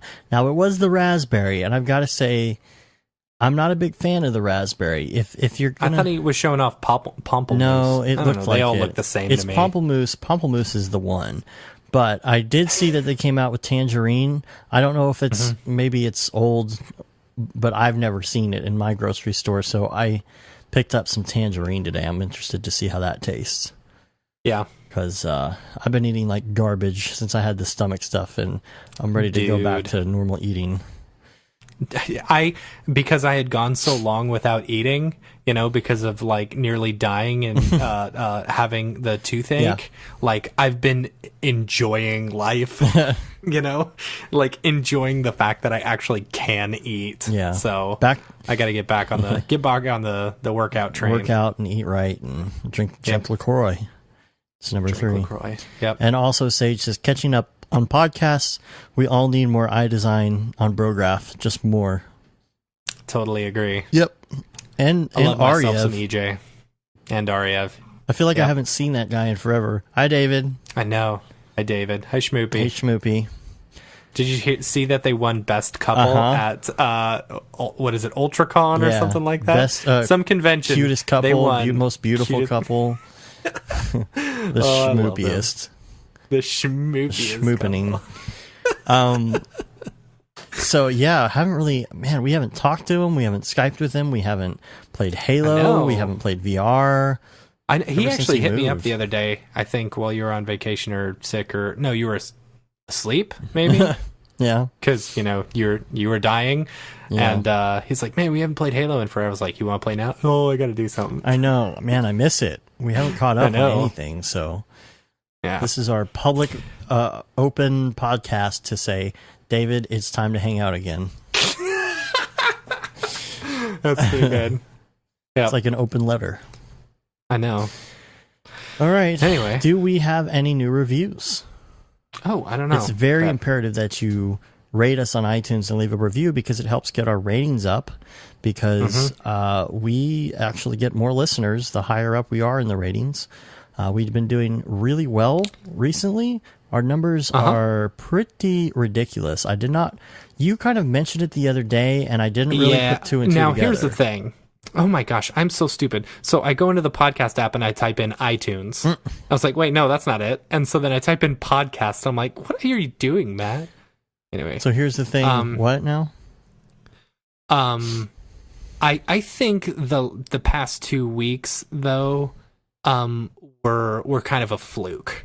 I'm gonna say it was a fluke because remember we had that you got weird that thing going on.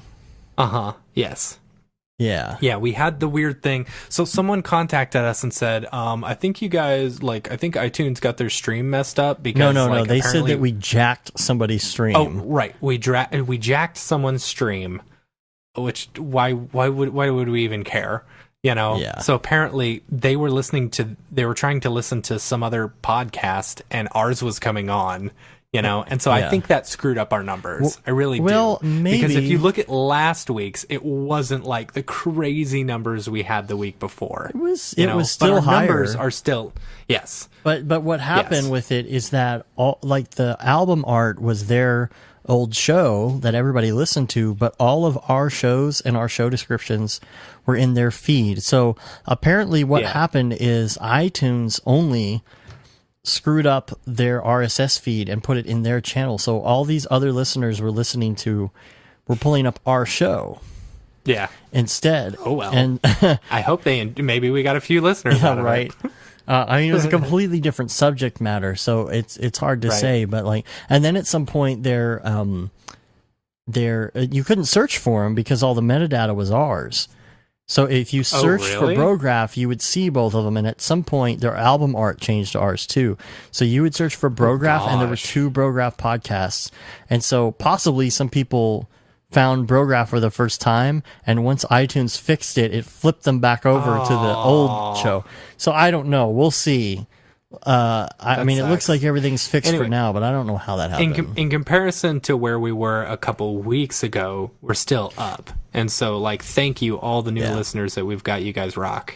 Yeah. And when it comes to monthlies, too, I mean, I'm looking at monthlies. Yeah, the monthlies are way up. We've already beat last month's. Almost double for the month what we had back in January of this year, which is pretty incredible. Yeah. So we're really happy about that.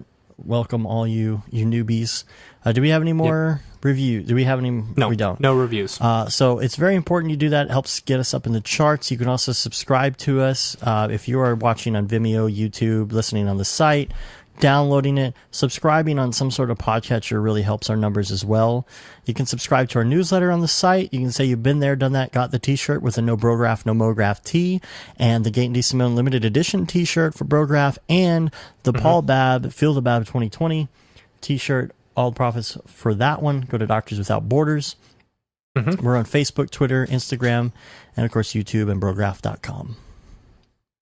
Yeah, that's us. That's us. We rule. We may have some more t-shirts coming soon. Yeah? You got some ideas? Yeah, dude, David's been wearing that Render Wars one that we did for the Grayscale guys. as like the Grayscale guys as a joke. And it's like, the more I see him wearing it, I was like, I kind of want to start selling that one. Yeah, but it's Grayscale's idea. Guys and just like, I don't want to. It's their idea. Who cares? I don't want to profit off Then we'll of call it the Ravcock Wars. The Ravcock Wars. Yeah. We'll have to just give them all the profits if we do it or something. We don't make a lot of money off t-shirts anyway. It's not we make like nothing. $5 Yeah, or I mean, something. we barely mark them up, and we don't sell that many. That's really, it's just, just to have, because it really doesn't cost much for us to do those on Amazon. So it doesn't cost anything. That's why I love Amazon. Yeah. So you might as well have swag, Yep. But I guess that wraps it up. Don't forget to email us, brograph@brograph.com, and let us know exactly what you want to hear, because that's the thing. We are driven by the listeners, to talk about what you want to hear about. So it's really important that if you're in a car, you're out jogging, you're walking the dog, you're doing the dishes, you stop and just, get on your iPhone or something and just do Brograph@brograph.com, subject, topic, idea, and say, hey, I want to hear about this thing, or how do you do this thing? Doesn't matter what level it is, or even if it's something that you think we might have touched on before, you're not sure, just send it anyway, and we'll take it from there. We'll figure it out. Or here, I'll help you iPhone users out who are listening to it out loud already. Hey Siri, send an email to brograph@brograph.com. And what did your phone do? I couldn't find Brograph. I found this on the web for you. I couldn't find brographic.com in your contacts. Siri is awful. Siri. She is so terrible. So bad. Everything's just like, I found it on the web for you. The worst is like, hey Siri, Alexa is better than you. Tried to best myself. Alexa, Siri is way worse than you. Sorry, I don't know that one. Let me do it this way. Alexa, you're better than Siri. I like all AIs. I like all AIs. Interesting. Whatever. They're being so politically correct between their brands. I want one of them to say, yeah, screw Alexa. Yeah, that one sucks. Yeah. Come on, let's have a war. Right? Anyway, we're going to get out of here. We got plenty of stuff for next week. It's going to be fun, so stay tuned. And maybe we'll have some videos coming out as well. Just depends on how this week goes. And until... Yeah. Maybe, who knows, maybe we'll get a new plugin out. Maybe. I doubt it. Not this week. Not this week. Getting close. Nope, I'm going to work on it tomorrow. Hopefully for Cgraph, so we'll see. Hopefully. So. We got big things coming. Yep. We can't tell you. Told you some of them. They're rolling out slowly. So, till next week, I'm Dave. And I'm Matt. Have a good one. Later, bros.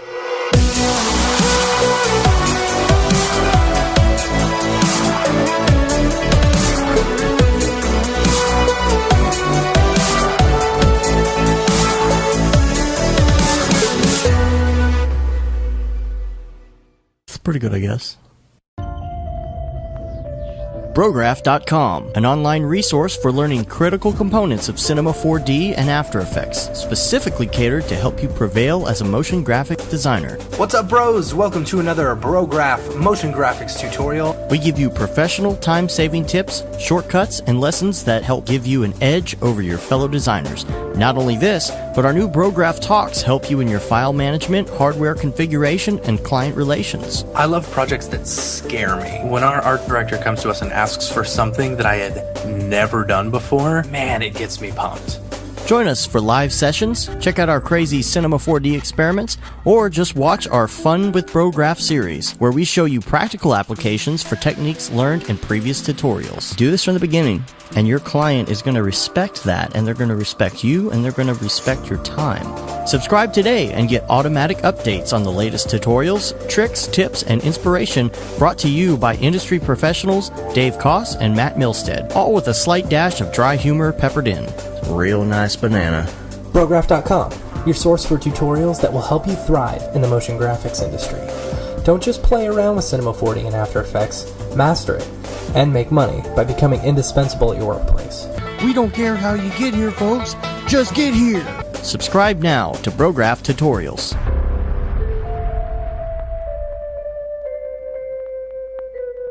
It's pretty good, I guess.